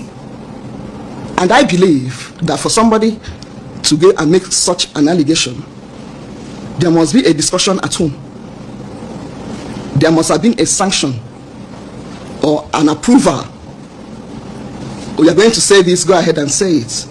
And if the approval has come from the husband, our friend, I believe that he would have spoken to me because we are close. He's close to my husband. But if he didn't give her the approval to go on air and make such an allegation, then the question is, does he have control? The session was taking place in his presence. He could have heard. Even the body gesticulation could have shown the man that there was something wrong. Security men are always with the SP. So for that night, I knew I served people. People were at home. The house is never empty when he's around because constituents will be there, Akpabio people will be there, and they never leave him. Whether the house in the village in Okana or the house in Uyo. And there's no way a man that is as disciplined as that can think of taking a woman to his home. He has a lot of respect for me and for my children and regard. And none of them, not one, ever said something like this. The Senate President is a very, very responsible man and disciplined. Always tell me, if you can't stand the heat, leave the kitchen. I'm here to serve my people. They will throw mud at me. I said, but this mud is becoming too much. Why can't you do something? So I'm now the one going for a legal address. Ó dá ẹ káàbọ̀ padà bẹ́ẹ̀ rí nǹkan náà lẹ ti gbọ́ lẹ́nu ìyàwó dádì wọ́n ti ní dàda ò lè jà ṣùgbọ́n ó níyàwó tó kájú ẹ̀ wọ́n ní àwọn làwọn fẹ́ ṣẹjọ́ báyìí wọ́n ní ọkọ àwọn discipline man ni ó sì wà responsible ńlé wọ́n ní kò lè ṣe irú nǹkan bẹ́ẹ̀ wọ́n ní kò lè ṣerú nǹkan bẹ́ẹ̀. alákọ̀ọ́kọ́ ò kọ́ya ìlọ́gbọ̀n nígbà tí àwọn abiyamọ tó sẹ́ndì oríṣiríṣi mẹ́sẹ́gìsì lọ sí lọ́jọ́ sí ó dá àwọn ọmọ wa lẹ̀jìn lórí ọ̀rọ̀ yìí bá ṣe ń lọ àmọ́ mú wá fún yín láti máa ṣàlàyé ẹ̀ ní Yorùbá ń kó òkú nìbọn ró àmọ́ wo ibi tí ọ̀rọ̀ yìí yóò jáde sí tí ó yọrí sí torí ó ṣeé ṣe kó jẹ́ pé ẹni tó sì sáré jáde náà bí ò bá lẹ́rìí á jẹ́ wípé nǹkan ó yanu wo mọ́mì náà sì ti sọ wọ́n ní sọ ó jẹ́ kọ́kọ́ rẹ mọ̀ nítorí ọkọ rẹ wọ́n ní nǹkan náà làwọn àwọn ọ̀rẹ́ làwọn family friend làwọn àwọn closer and closest. àmọ̀bùnrin gbọ́ ẹjẹ́ á kúrò lórí eléyìí a sì ń lọ sẹ́kọ̀ọ́ lóyún lè gbìmọ̀ asòfin lọ́dọ̀ Ọbaṣá ìyún náà ga nílé ní jẹ́ ẹni abẹ lọ́wọ́ ẹ̀. ó dá ọ náà lẹ ti rí yẹn o ẹ gbọ́ ẹ̀yin èèyàn mi ṣé Natasha máa lè kín ọ̀rọ̀ rẹ̀ lẹ́yìn pẹ̀lú ẹ̀rí tó dájú sórí kóòdù bọ̀dá àpàbíò ni ọ̀rọ̀ yìí ò yé mi o ó ń sojú mi bàìbàì o ó ń sojú mi bàìbàì o torí wọ́n ròyìn bọ̀dá yìí o ó dé ẹjá kó ń bẹ̀ yàrá àwọn fún yín lọ́pdẹ̀tì ẹjá wa sáré dé ilé ìgbìmọ̀ asòfin lẹ́kọ̀ọ́ níbi tá a ti gbọ́ wọ́n ní ààrẹ ló wà lẹ́yìn Ọbaṣá jàre ẹ má dá lóhùn mo wá wò títí pé ó ga o ajá tó lẹ́ni lẹ́yìn ló ń pọ̀ bọ́ o àwọn kan olóṣèlú nìyẹn ṣùgbọ́n àwọn kan alágbára nìyẹn wọ́n sì jó olóṣèlú tó alágbára nìyẹn làwọn èèyàn wá níṣẹ́ tí wá rí àwọn tó lágbára lẹ́kọ̀ọ́ báyìí pé wọ́n lè fi ọwọ́ ti Ọbaṣá sẹ́yìn o pé Ọbaṣá tán ti yọ ọ̀rẹ́dì tó sì padà wá wọ́n máa mú po àmọ́ ibi tó wọ̀ lọ àmọ́ ibi tó lọ àmọ́ ẹni tó fẹ̀yìntì wọ́n ti gba àwọn ọlọ́pàá tí ń sọ tẹ́lẹ̀ ṣàdédé náà dá padà wọ́n dá padà náà wọ́n gba ọlọ́pàá lẹ́yìn ti Meranda ṣùgbọ́n nígbà ilẹ̀ ó fi mọ́ láàárọ̀ wọ́n ti dá ti ìyáàfin Meranda náà padà àwa àmọ́ tóró ti líìdì sẹ́sàn àtẹ gbogbo ẹ̀sìn ní kọ̀ọ̀kan ìjèjì báyìí ibi tó ti líìdì sẹ́sàn lẹ́gbìmọ̀ asòfin lónìí ń táwọn asòfin tó wà lẹ́yìn Meranda ń sọ àti pé ojú wo náà fi mọ́ wòra wọn báyìí tó ti mọ àwọn ọ̀tá rẹ̀ lẹ́gbìmọ̀ asòfin ṣé gbogbo wọn náà dìbò yàn náà ṣé gbogbo wọn náà dìbò yọ torí ẹ̀ ọ̀rọ̀ vote of confidence yìí tí ń fò tí ń jánà káàkiri kọ́lọ́mọ́jì orí ìjálù tírélà wọ́n fi ń tanra wọn ní o bí ìgbà tán bá sọ wípé mọ́ jó lọ́mọ wẹ̀yìn rẹ ní vote of confidence tán vote fúnra wọn àwọn olóṣèlú pàápàá jùlọ àwọn èèyàn wá ń sọ fún ààrẹ Tinubu pé gbogbo vote of confidence táwọn APC náà ń ṣe fún yín wọ́n ń tàn yín ní o ẹ mọ́ tanra yín o wọ́n ṣe vote of confidence fún Ọbaṣá ọ̀sẹ̀ kejì ẹ̀ náà yọ̀dà náà tó ṣe vote of confidence fún ojú kí náà fẹ́ máa fi wòra wọn lè gbìmọ̀ asòfin tí Ọbaṣá fẹ́ líìdì báyìí ẹ gbọ́ ṣùgbọ́n àwọn ọlọ́pàá náà jáde wọ́n ní gbígbà táwọn gba àwọn ọ́fíṣà àwọn lẹ́yìn ìyáàfin Meranda wọ́n ní kò ní nǹkan kan ṣe pẹ̀lú ilé ẹ̀mọ́ ní ó dáa níbẹ̀ jáde ilé agbára ẹ̀yin boys ẹ kọ́kọ́ bá ń tẹ́tí ibi tí Ọbaṣá tí ó ti líìdì ilé ìgbìmọ̀ asòfin yóò gbóná girigiri o torí ojú ọ̀tá ni ó máa fi wò wọ́n lẹ́yìn náà a wà á tẹ́tí àwọn ọlọ́pàá sí tán sọ wípé àwọn ò ṣe nítorí pé àwọn fẹ́ fi ṣe sánà ní Meranda o bàbá pò ń bẹ̀ tán kẹwàá bá ń tẹ́tí lọ́ọ̀yà tó lòun mọ oyún ìgbénú kára wọn pé ààrẹ Tinubu ni ó fẹ̀yìntì àjàgàbá ń lọ́ba ṣàfẹ̀yìntì ó lóun ò lè ṣubú èmi kọ́ mo sọ bẹ́ẹ̀ bá ń tẹ fọ́nrẹ́ tó sọ bẹ́ẹ̀ sí. Almighty God, the creator and ruler of heaven and earth, we beseech thee to inspire and guide all our actions so that we may always walk in the paths of justice, love, and charity to one another. Help us with thy grace to do only those things that promote the unity, peace, happiness, and prosperity of Nigeria in general and Lagos State in particular. Amen. Good afternoon, distinguished colleagues. It is good to be back. You are all welcome back to this sitting. And I want to thank you, colleagues, for your support, your dedication, your sincerity, and the honor that you have applied in supporting this house at a time. And we must sustain the integrity and honor of this institution. As it is, the power is not available, so there's no light, there's no AC and somehow hot in here. So let me call on Majority Leader, in view of the situation that is obtainable now, to move a motion for adjournment for us to reconvene when we have the lights restored. Majority Leader. Thank you, Right Honorable Speaker. Right Honorable Dr. Mudashiru Ajaokuta, the Speaking Speaker of the Lagos State House of Assembly. First and foremost, let me congratulate you once again. I'm standing here bold to congratulate you once again that you are welcome back to your seat. And I boldly say it here, confidently, I'm saying it here, that you are welcome back to the Lagos State House of Assembly. We as a person seated here today, we are proud of you. And I as a person, I've never for once regretted being one of your supporters, being one of your loyalists. However, in line with that, as you can see, coming in this morning, I heard that the generator has issues with the generator. They tried to start this morning, and unfortunately, the generator did not come on. So in line with that, and I want to move that this house adjourn Senate. I so move.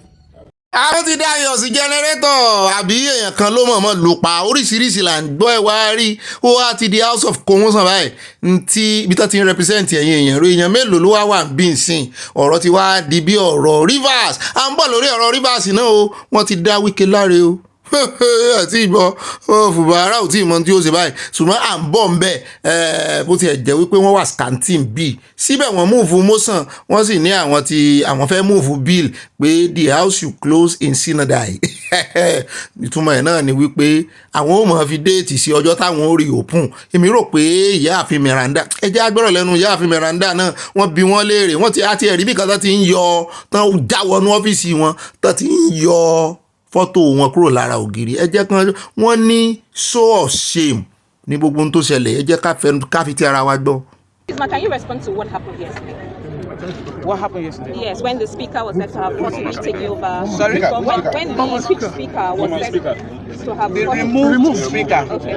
Well, I think he's still a member of the House of Assembly, so he has every right to come. But invasion and breaking into my office, that is really a big one. Do you also confirm the restoration of your security detail?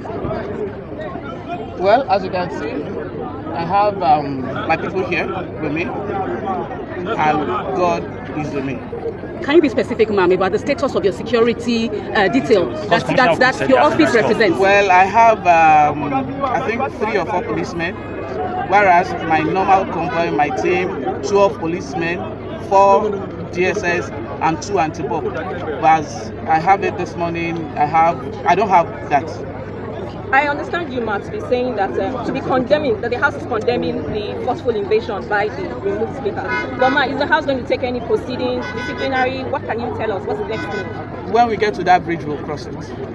Mr. Obasa yesterday in the sitting with about 3 or 4 lawmakers also said the House has been postponed sine die. What is your reaction to that, ma'am?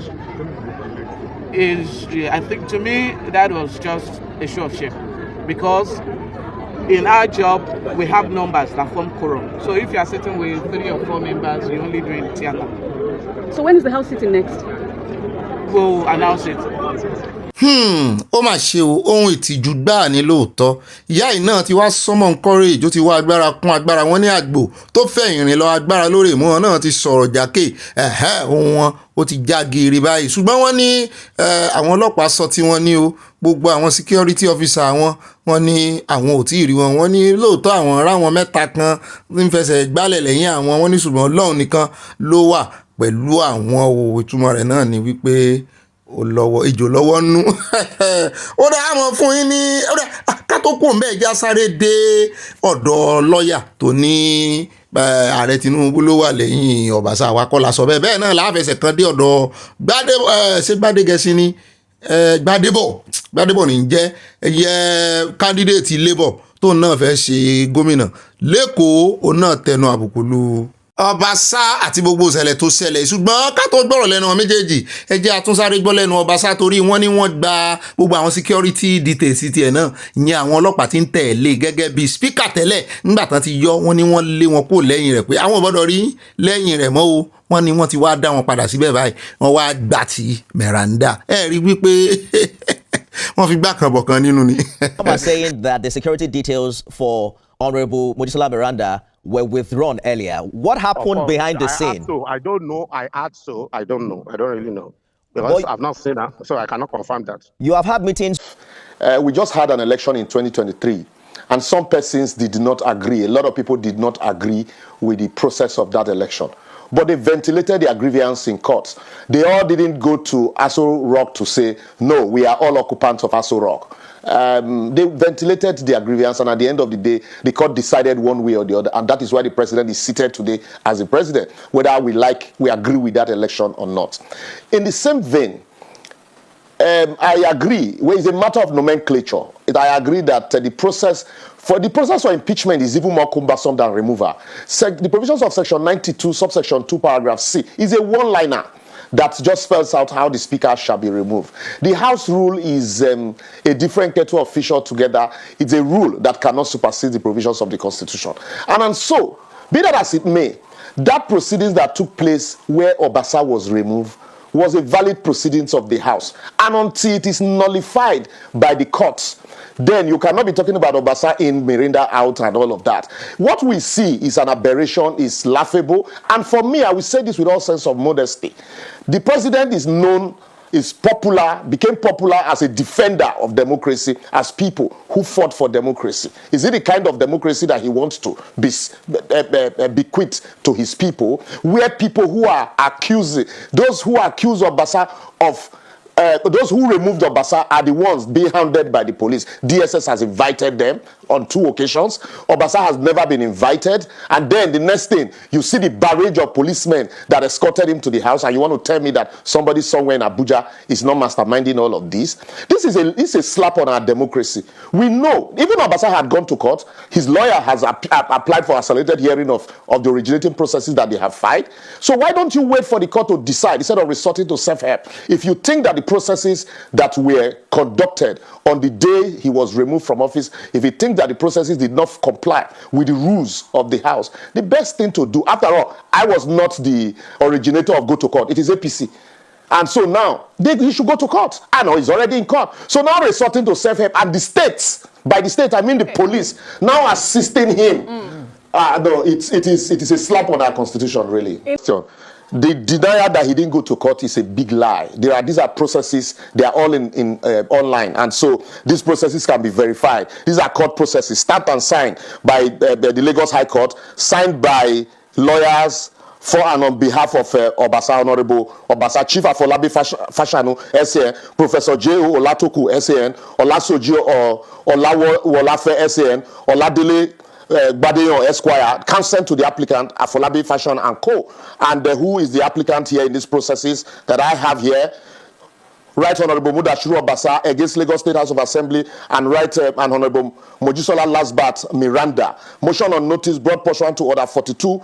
Situation where a man approaches the court and then you turn around to deny that you did not go to court. And yet we address these people as honorable members. And then you're coming to your next question. Denial. It means that certainly the issue, the question of even complying with the law. You were talking about lawmakers. Compliance with the law becomes a problem for lawmakers. You have approached the court. You queried the processes that ousted you from office, and you went to court. And why don't you wait for that court to decide one way or the other? And look at the case of, you see the laughable part of it is that these are the same people who are asking Governor Fubara in Rivers State to comply with the court order.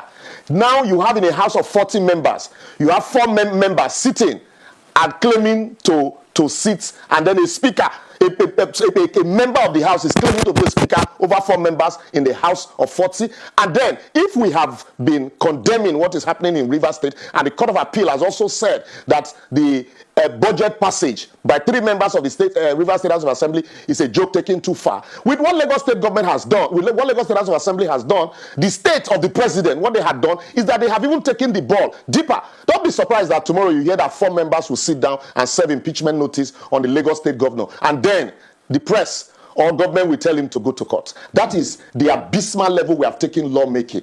In the case of Rivers, because it's PDP, APC is shouting. Okay, if I may comment very quickly. Now APC is repeating the same thing in Lagos State.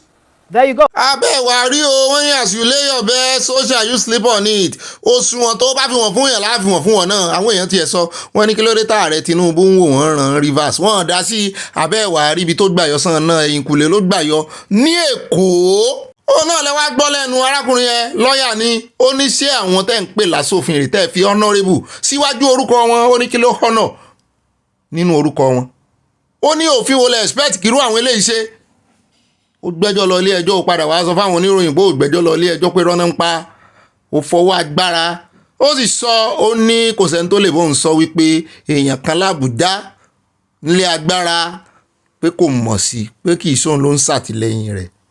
The president has not waded in the matter. We have not heard the president speak. What we've been hearing is that the Governor's Advisory Council has reported the matter to the president. And I can tell you, if the Obasa is not enjoying the backing of Abuja, by extension the president, he will not be doing what he's doing. Who ordered the police that were running around with him today? The president is the commander-in-chief of the armed forces. So if the president waded in, he definitely would have reined in Obasa. But tacitly, he probably enjoys the support of the Mr. President, and that is why he's doing what he's doing. That is why the state is helping him to resort to self-help instead of waiting for the outcome of the court. And so when we say what is the way forward, the law is clear. Section 92, subsection 2, paragraph C is very clear. And if you feel that that processes or that the House rules have not been followed, there is a court.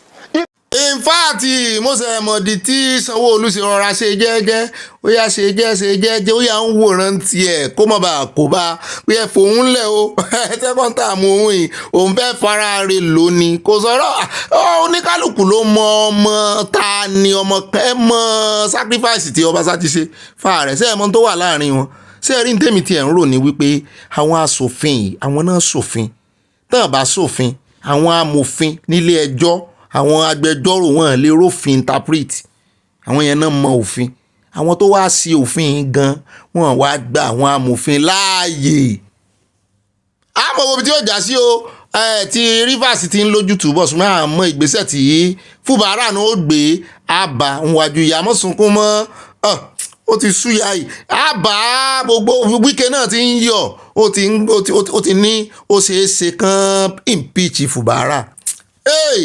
Inú tèmi ń dùn mo ti láàríran wà á fi wọ́n pa wẹ̀ẹ́dẹ́ ẹ̀rí tí ó ṣẹlẹ̀ Rivers kó mọ̀ jẹ́ pé ibẹ̀ gan-an ni ilé ó ti tú somebody tún lè ṣe somebody dàlérú torí Èkó àti Rivers ìpínlẹ̀ méjèèjì náà hàn ní ilé agbára hàn ní power house ní Nàìjíríà ó wá sì tibẹ̀ tú kí la wá ń dúró dé ẹ̀rẹ̀ mọ́ gbájú ẹ̀ mọ́ yọ Ọlọ́run ló ń bá wa ṣe.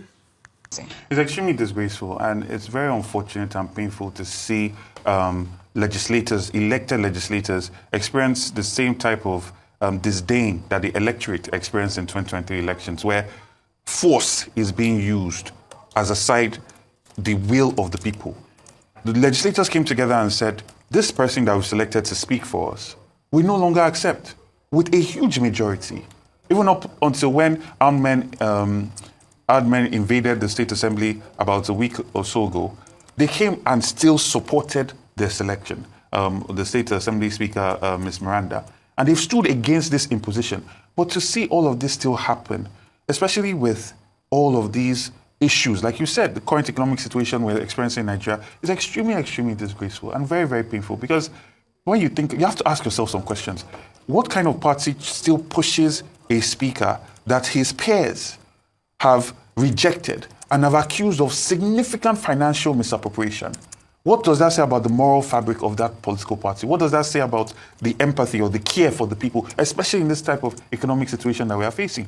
And all of these things are also reflective on the kind of democracy that is going on in Lagos today, where we are having to choose between people that are pushing ideas or people that are pushing violence, people that are law-abiding or people that believe in thuggery. Because what kind of situation creates a situation where a sitting speaker has her security aids taken away from her? And the person that we've all witnessed, the majority of the State Assembly reject, has the security aids given to him, and then he goes into the State Assembly. Despite all the cry out from the public from what happened the last time, DSS has come out to say that those men that invaded the State Assembly were not of the DSS. So no investigation has been done to say, okay, who were these people that invaded the State Assembly? No investigation has been done to say, this 17 billion they're accusing Obasa for spending on a gate, right? What has been done? During the search, they found huge amounts of weapons in State Assembly that is apparently, allegedly linked to Obasa. No investigation or explanation has been done for that. All we're just seeing is just a person trying to show power, by virtue of force, and the security apparatus of the state also working with this person. And this is a very negative sign for Lagos State and the politics of Lagos. It did not just start with the elections. They are carrying it on now where it's about we can get away whatever we want.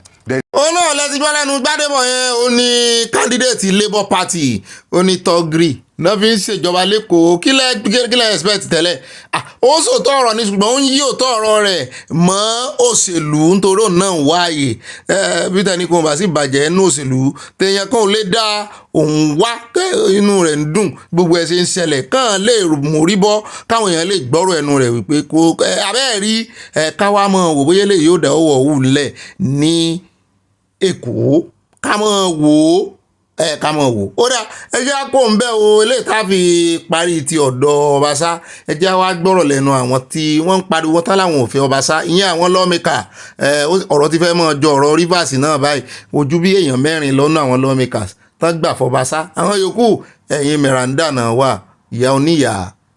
We hereby reject Obasa. Ó dá o ẹ káàbọ̀ padà o ẹ ti gbọ́ òwa tó tóun tí gbogbo wọn ń ṣe tó lè mú kí ààrẹ Tinubu mọ̀ wò wọ́n báyìí sí ààrẹ Tinubu wà ní mọ gbogbo ní ìṣẹ̀lẹ̀ wọn ní wọn fún wọn rìpọ́ọ̀tù ní tó jẹ́ kémi mọ̀ wò pé ọ̀rọ̀ tí lọ́ọ̀yà yìí sọ ó fẹ́ mọ̀ jánà tí wọn ní mọ̀ fún wọn rìpọ́ọ̀tù pé ààrẹ Tinubu sì ń pálówe fún wọn ni wípé àgbàlagbà ní gbogbo wọn wọ́n tọrọ ara wọn tó yanjú bóyá ń tá ààrẹ Tinubu ń pọn lówe fún wọn.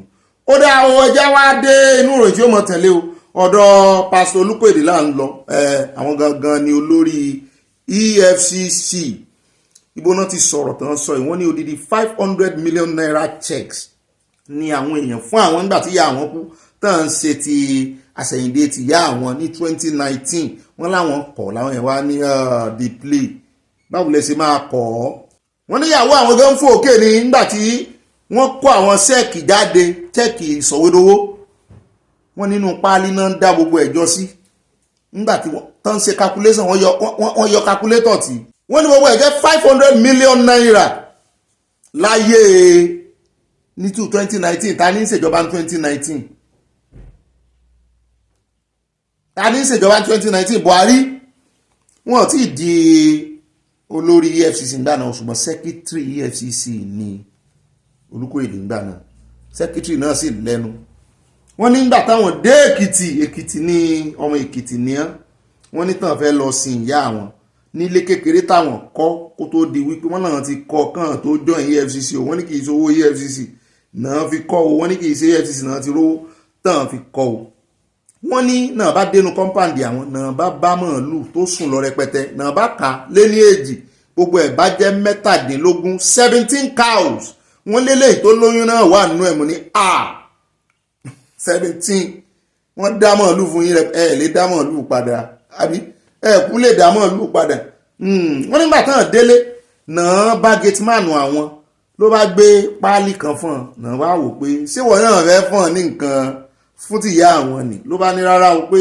gbogbo àwọn tó wá ń gbà tẹ̀sí ńlé wọ́n ní wọ́n fi ṣẹ́ẹ̀kì ilẹ̀ sọ̀wédowó jẹ́ ń wò wọ́n náà bá kó jáde ló pọ̀ rẹpẹtẹ lòun orúkọ àwọn mínísítà ló sùn lọ àwọn permanent secretary náà wà ń bẹ àwọn director wà ń bẹ àwọn DG of agency wà ń bẹ director general òun kọ́kọ́ wò pé owó rẹ̀ sìkìsìkì mọ́ mi owó dé ṣùgbọ́n nígbà tó yá lòun rántí ọmọ ẹni tó ń ṣe lòye sọ sóun lọ́kàn lòun rántí gbogbo tírénì tí ya àwọn tán wá ṣe àṣẹ̀yìndé wọn tó fún òun ọmọ ẹ̀yà lẹ́yà sì máa jọ lòun tún rántí iṣẹ́ tóun ṣe pé ìdí òtítọ́ lòun mọ̀ wáyé owó tóun gba ìtàn kọ sórí ṣẹ́ẹ̀kì tí ò ní history tí ò ní nóòtì tí ò ní wípé torí tìyá rẹ̀ la ṣe fún ọ tí ì ṣe káàsì pé àkóbá lélẹ̀ yóò jẹ́ fún àwọn ní gbogbo tán ń rònú wípé irọ́ wọ́n ṣe ń gbóòórùn owó yìí ń wo àwọn kan náà ṣùgbọ́n ó lè di àkóbá wọ́n ní ìyàwó àwọn bá rà wọn níbi tán ti ń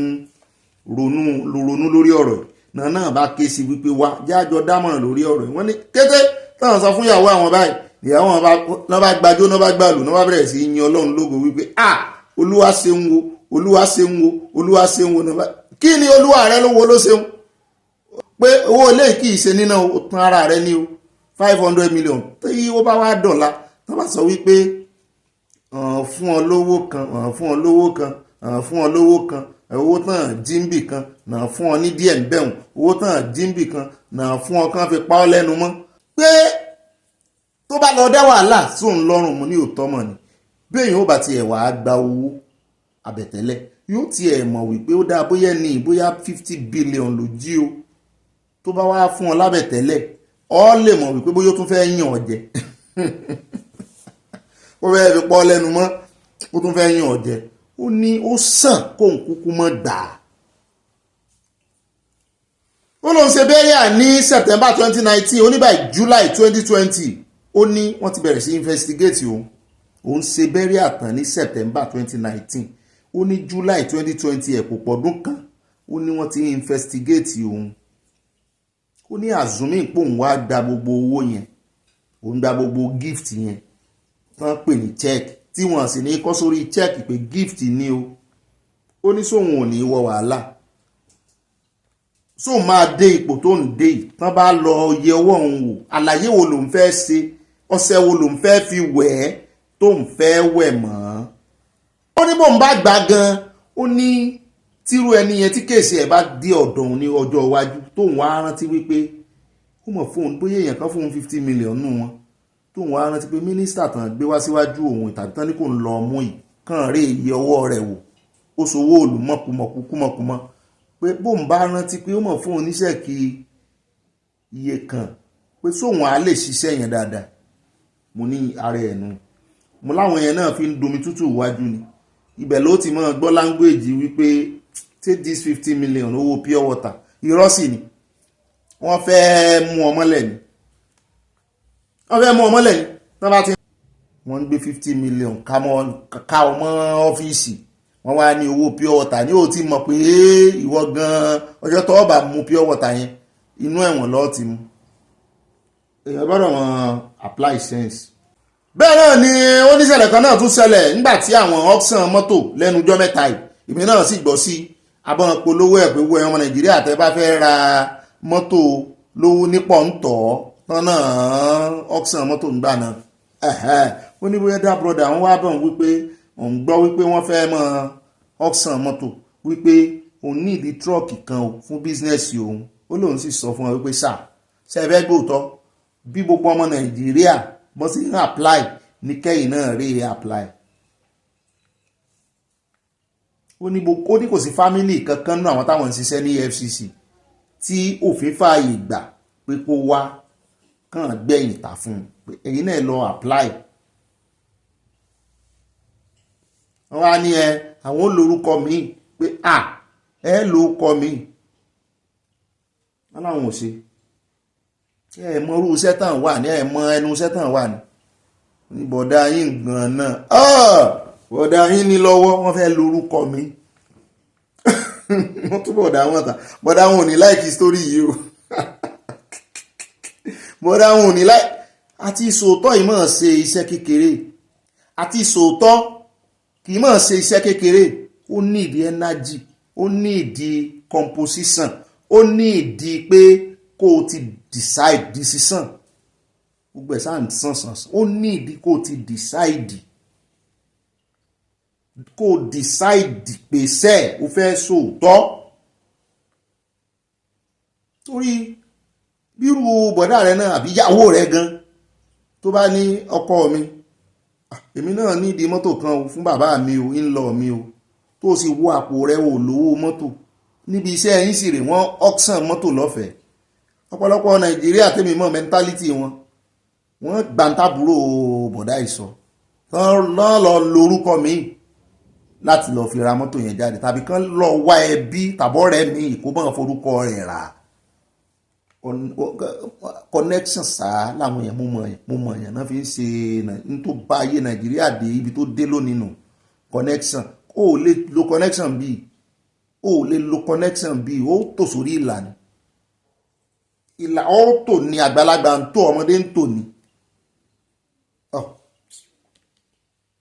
ó dẹ̀ ẹjá kó mẹ́ o ẹjá wá wọn wọnú ìròyìn tí ọmọ tẹ̀lé inú ìròyìn tí ọmọ tẹ̀lé àròjọ mùsùlùkùn òun náà ni ti àwọn iléeṣẹ́ ológun òfurufú àtẹ̀fọ́nrán wọn sí ní ìsìn níbi tí ọ̀gá wọn ti sọ wípé aláwọn Boko Haram ń bọ̀ ń báàdì àwọn náà ń lo dróònù mo ní sàn náà ṣé wọ́n ní Boko Haram àwọn ò fẹ́ civilization àwọn ò fọ́lájú kí ni wọ́n wá ń di drone.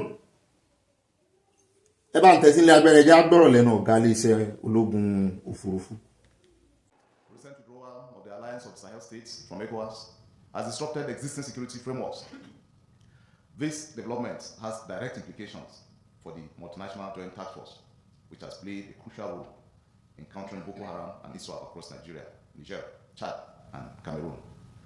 With the AES member states opting out and even Chad considering withdrawal, the MNJTF's capability to conduct joint operations is now significantly affected. A significant incident in the year 2024 was the employment of drone carrying locally fabricated grenades in a kamikaze role by Boko Haram terrorists to attack on troops in Wajiroko, Damboa, and Borno states.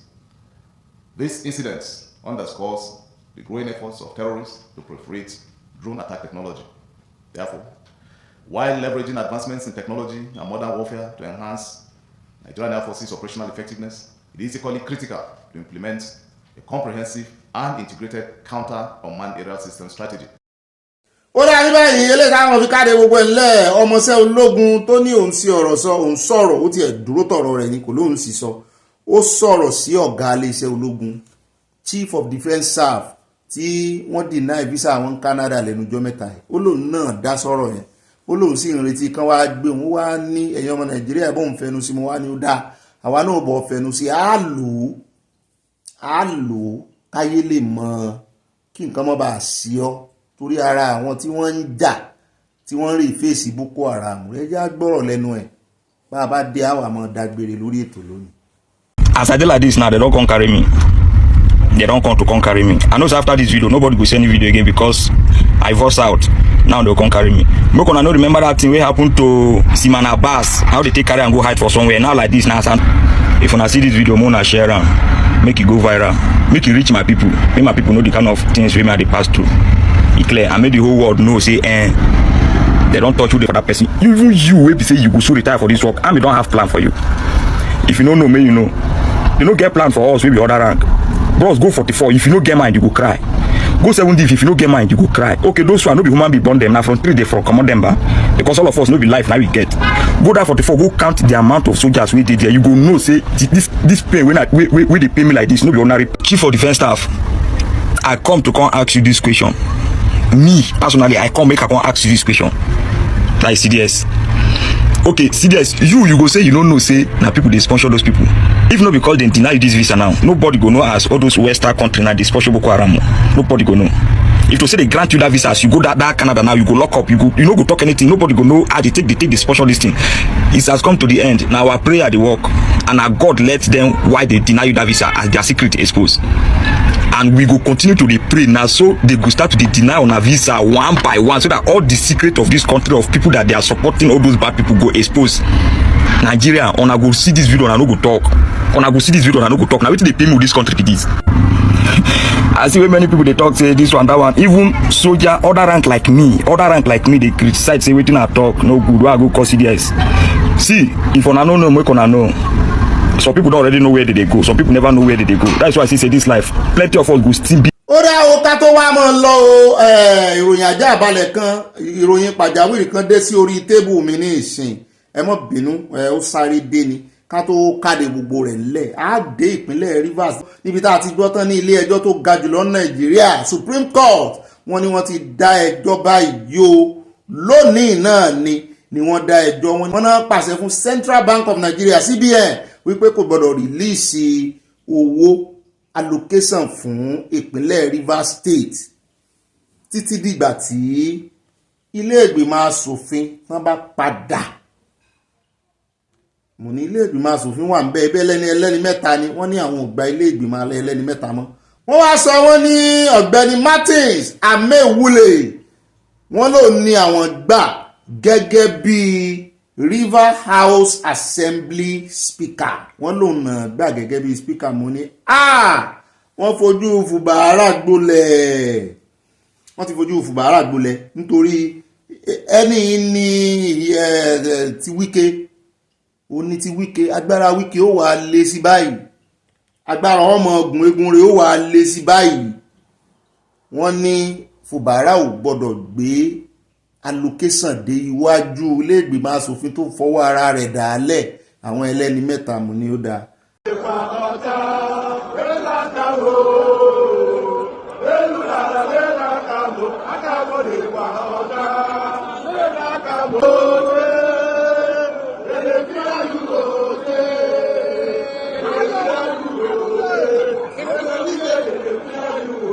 a tó gbọ́rọ̀ lẹ́nu Wike náà àwọn tí Wike rèé tí wọ́n ní wọ́n catapult láti PDP tánà bọ́ sínú ẹgbẹ́ APC ní ìsìn wọ́n wà lẹ́nu láti bọ́ sínú ẹgbẹ́ APC báyìí àwa mọ̀ wò bóyá Wike náà yóò bọ́ padà sínú ẹgbẹ́ APC yóò bọ́ àgọ́ PDP lẹ́sùn ẹjẹ́ agbọ́rọ̀ lẹ́nu Wike agbára rẹ̀ ti ń le ó sì ti ń sọ̀rọ̀ nípa lílé Fubara kúrò lórí oyè. Supreme Court has made it very clear that you cannot have a democracy without a legislature. The Supreme Court has made it clear, cannot sit as a government without a legislature. It is unheard of where anybody will say 3 people will constitute an assembly to make laws for the entire state. It's unheard of. It has nothing to do with any individual, whether you like this person's face or not. But it is what is important that can 3 people make law for a state? Not to even talk about appropriation. The Federal High Court said, look, you can't do this. You cannot do it. And therefore, set aside everything they've done. 3 people will screen commissioners. 3 people will all kinds of things. A governor will go and bring down the House of Legislature. And will do as if nothing has happened. The arm of government, independent arm of government. And people pretend as if nothing has gone wrong. And you're talking about Wike. It's not about Wike. It's not about me. What we're saying is, can you, for whatever it is, go and demolish the building of another arm of government? No consequences. Then you carry the legislator to your own house. Not even carrying the proper legislature. 3 people to sit inside government house, begin to make laws, begin to pass an appropriation bill. And you are spending money. And you say, nothing will happen. You want an appeal. Court of Appeal said, this is wrong. We can't continue with this. Petitions were written against the justices, Federal High Court. Natasha gave the judgment. Ogbeni gave judgment. Look, having not have any appropriation, you cannot expend money. Petition. And that's what we see in this country.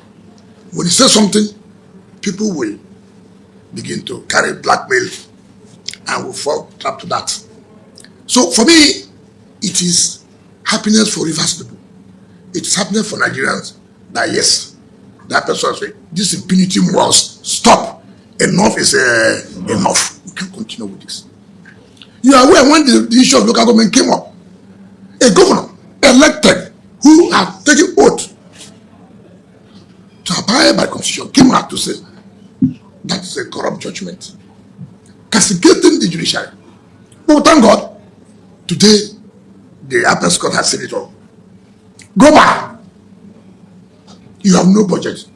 Central Bank, Accountant General, you cannot continue to release money when there's no government until you present your budget to the appropriate assembly, which is the 27 members.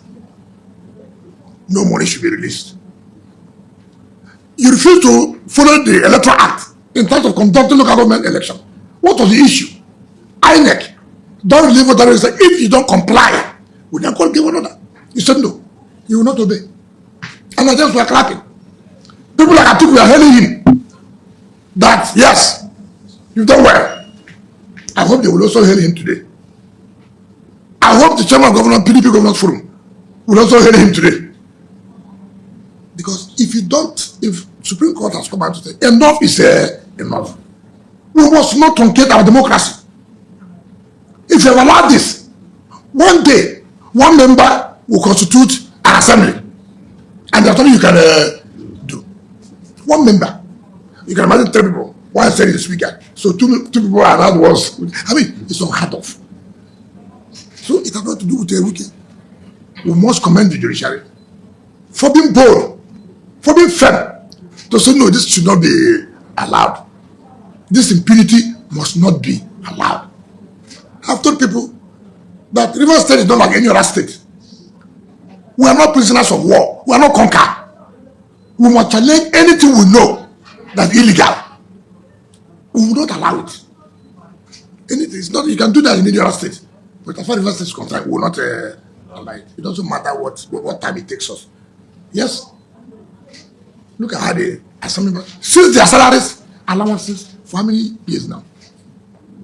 Because they are carrying out their function.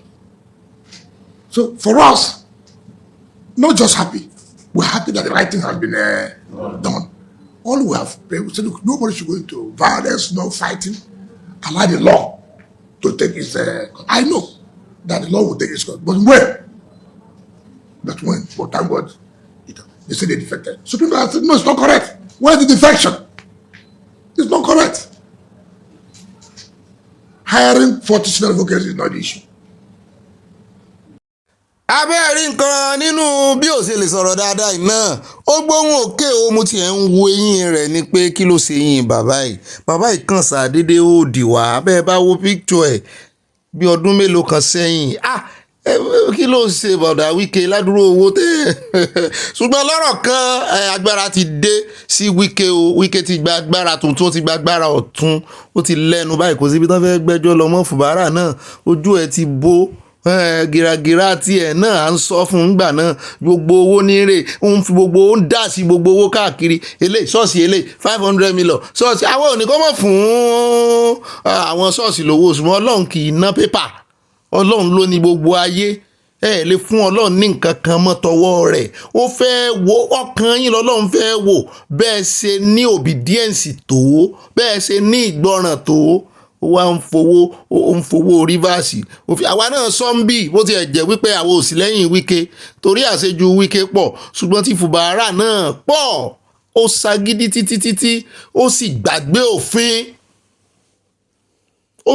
èèyàn 3 péré bó tiẹ̀ jẹ́ páwọn èèyàn náà ní lọ́wọ́ wọn defect lóòótọ́ o àwa mọ ibi tí Wike náà àmọ́ ibi tó ṣiṣẹ́ sí o kan ní nígbà ò jẹ́ pé ìyàwó rẹ̀ náà George ni adájọ́ ìyàwó rẹ̀ tó sì jẹ́ ti supreme náà ni àbí ṣùgbọ́n gbogbo wọn jọ ní lọ́wọ́ wọn jọ di ẹrú ni Fubara náà àfìgbà kan tiẹ̀ sọ tiẹ̀ fún rí kí ló dé tá a sọ ti Fubara náà fún látijọ́ yìí ṣùgbọ́n nípa tówó tí ń ná kiri yàfùyàfù àsọ yẹn ṣùgbọ́n nípa tèèyàn 3 yìí náà ó kù díẹ̀ káàtó ṣùgbọ́n Wike àṣejù ẹ̀ gan bo gbogbo ẹ̀ lójú àṣejù Wike ò jẹ́ kéèyàn mọ̀ pé Fubara náà ní lọ́wọ́ lọ́rọ̀ kan ọ̀rọ̀ ti yanjú ń bẹ ń wo ṣùgbọ́n àwọn tí wọ́n ń sọ̀rọ̀ yìí náà tẹ́ni kíní kan kàṣà kò lè ṣẹlẹ̀ stéètì àwọn yàtọ̀ Èkó ní tó ti ń ṣẹlẹ̀ ń wo Èkó ló ti ń ṣẹlẹ̀ yìí o àmọ́ wò bóyá Obasa náà ẹlẹ́ni 4 àwọn 4 ní ń tẹ̀lé kiri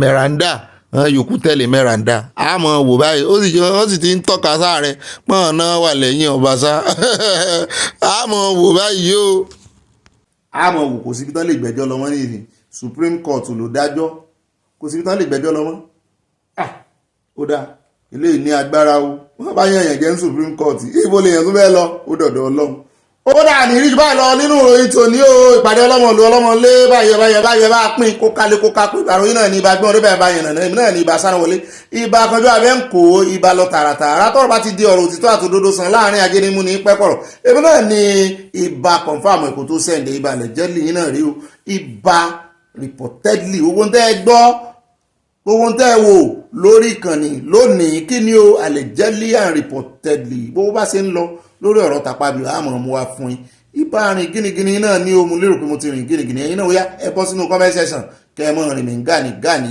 áfírípàdé lọ́la o ibà ọ̀pápá ọkọ̀ òpèké yín náà ní ibà ọ̀pápá parada yín ẹ̀yẹ́ kébì náà rí ìparadà nú yẹ̀wò nítorí àpàdé lọ́la torí ọlá òjìnà mọ́ àpàdé nínú oṣù tí ń bọ̀ láṣẹ ọlẹ́mọ́ mi sì mí ju ọlá náà lóṣù tó ń bọ̀ onílóṣù parí ẹ ti gbàgbé oṣù ìyábà kan inú ọdún yìí ó yá gan á ríra lọ́la I miss you and I love you till I see you next month bye for now. A kú oṣù tuntun láàkìrà wa lọ́la láṣẹ Ọlọ́run Èdùmàrè.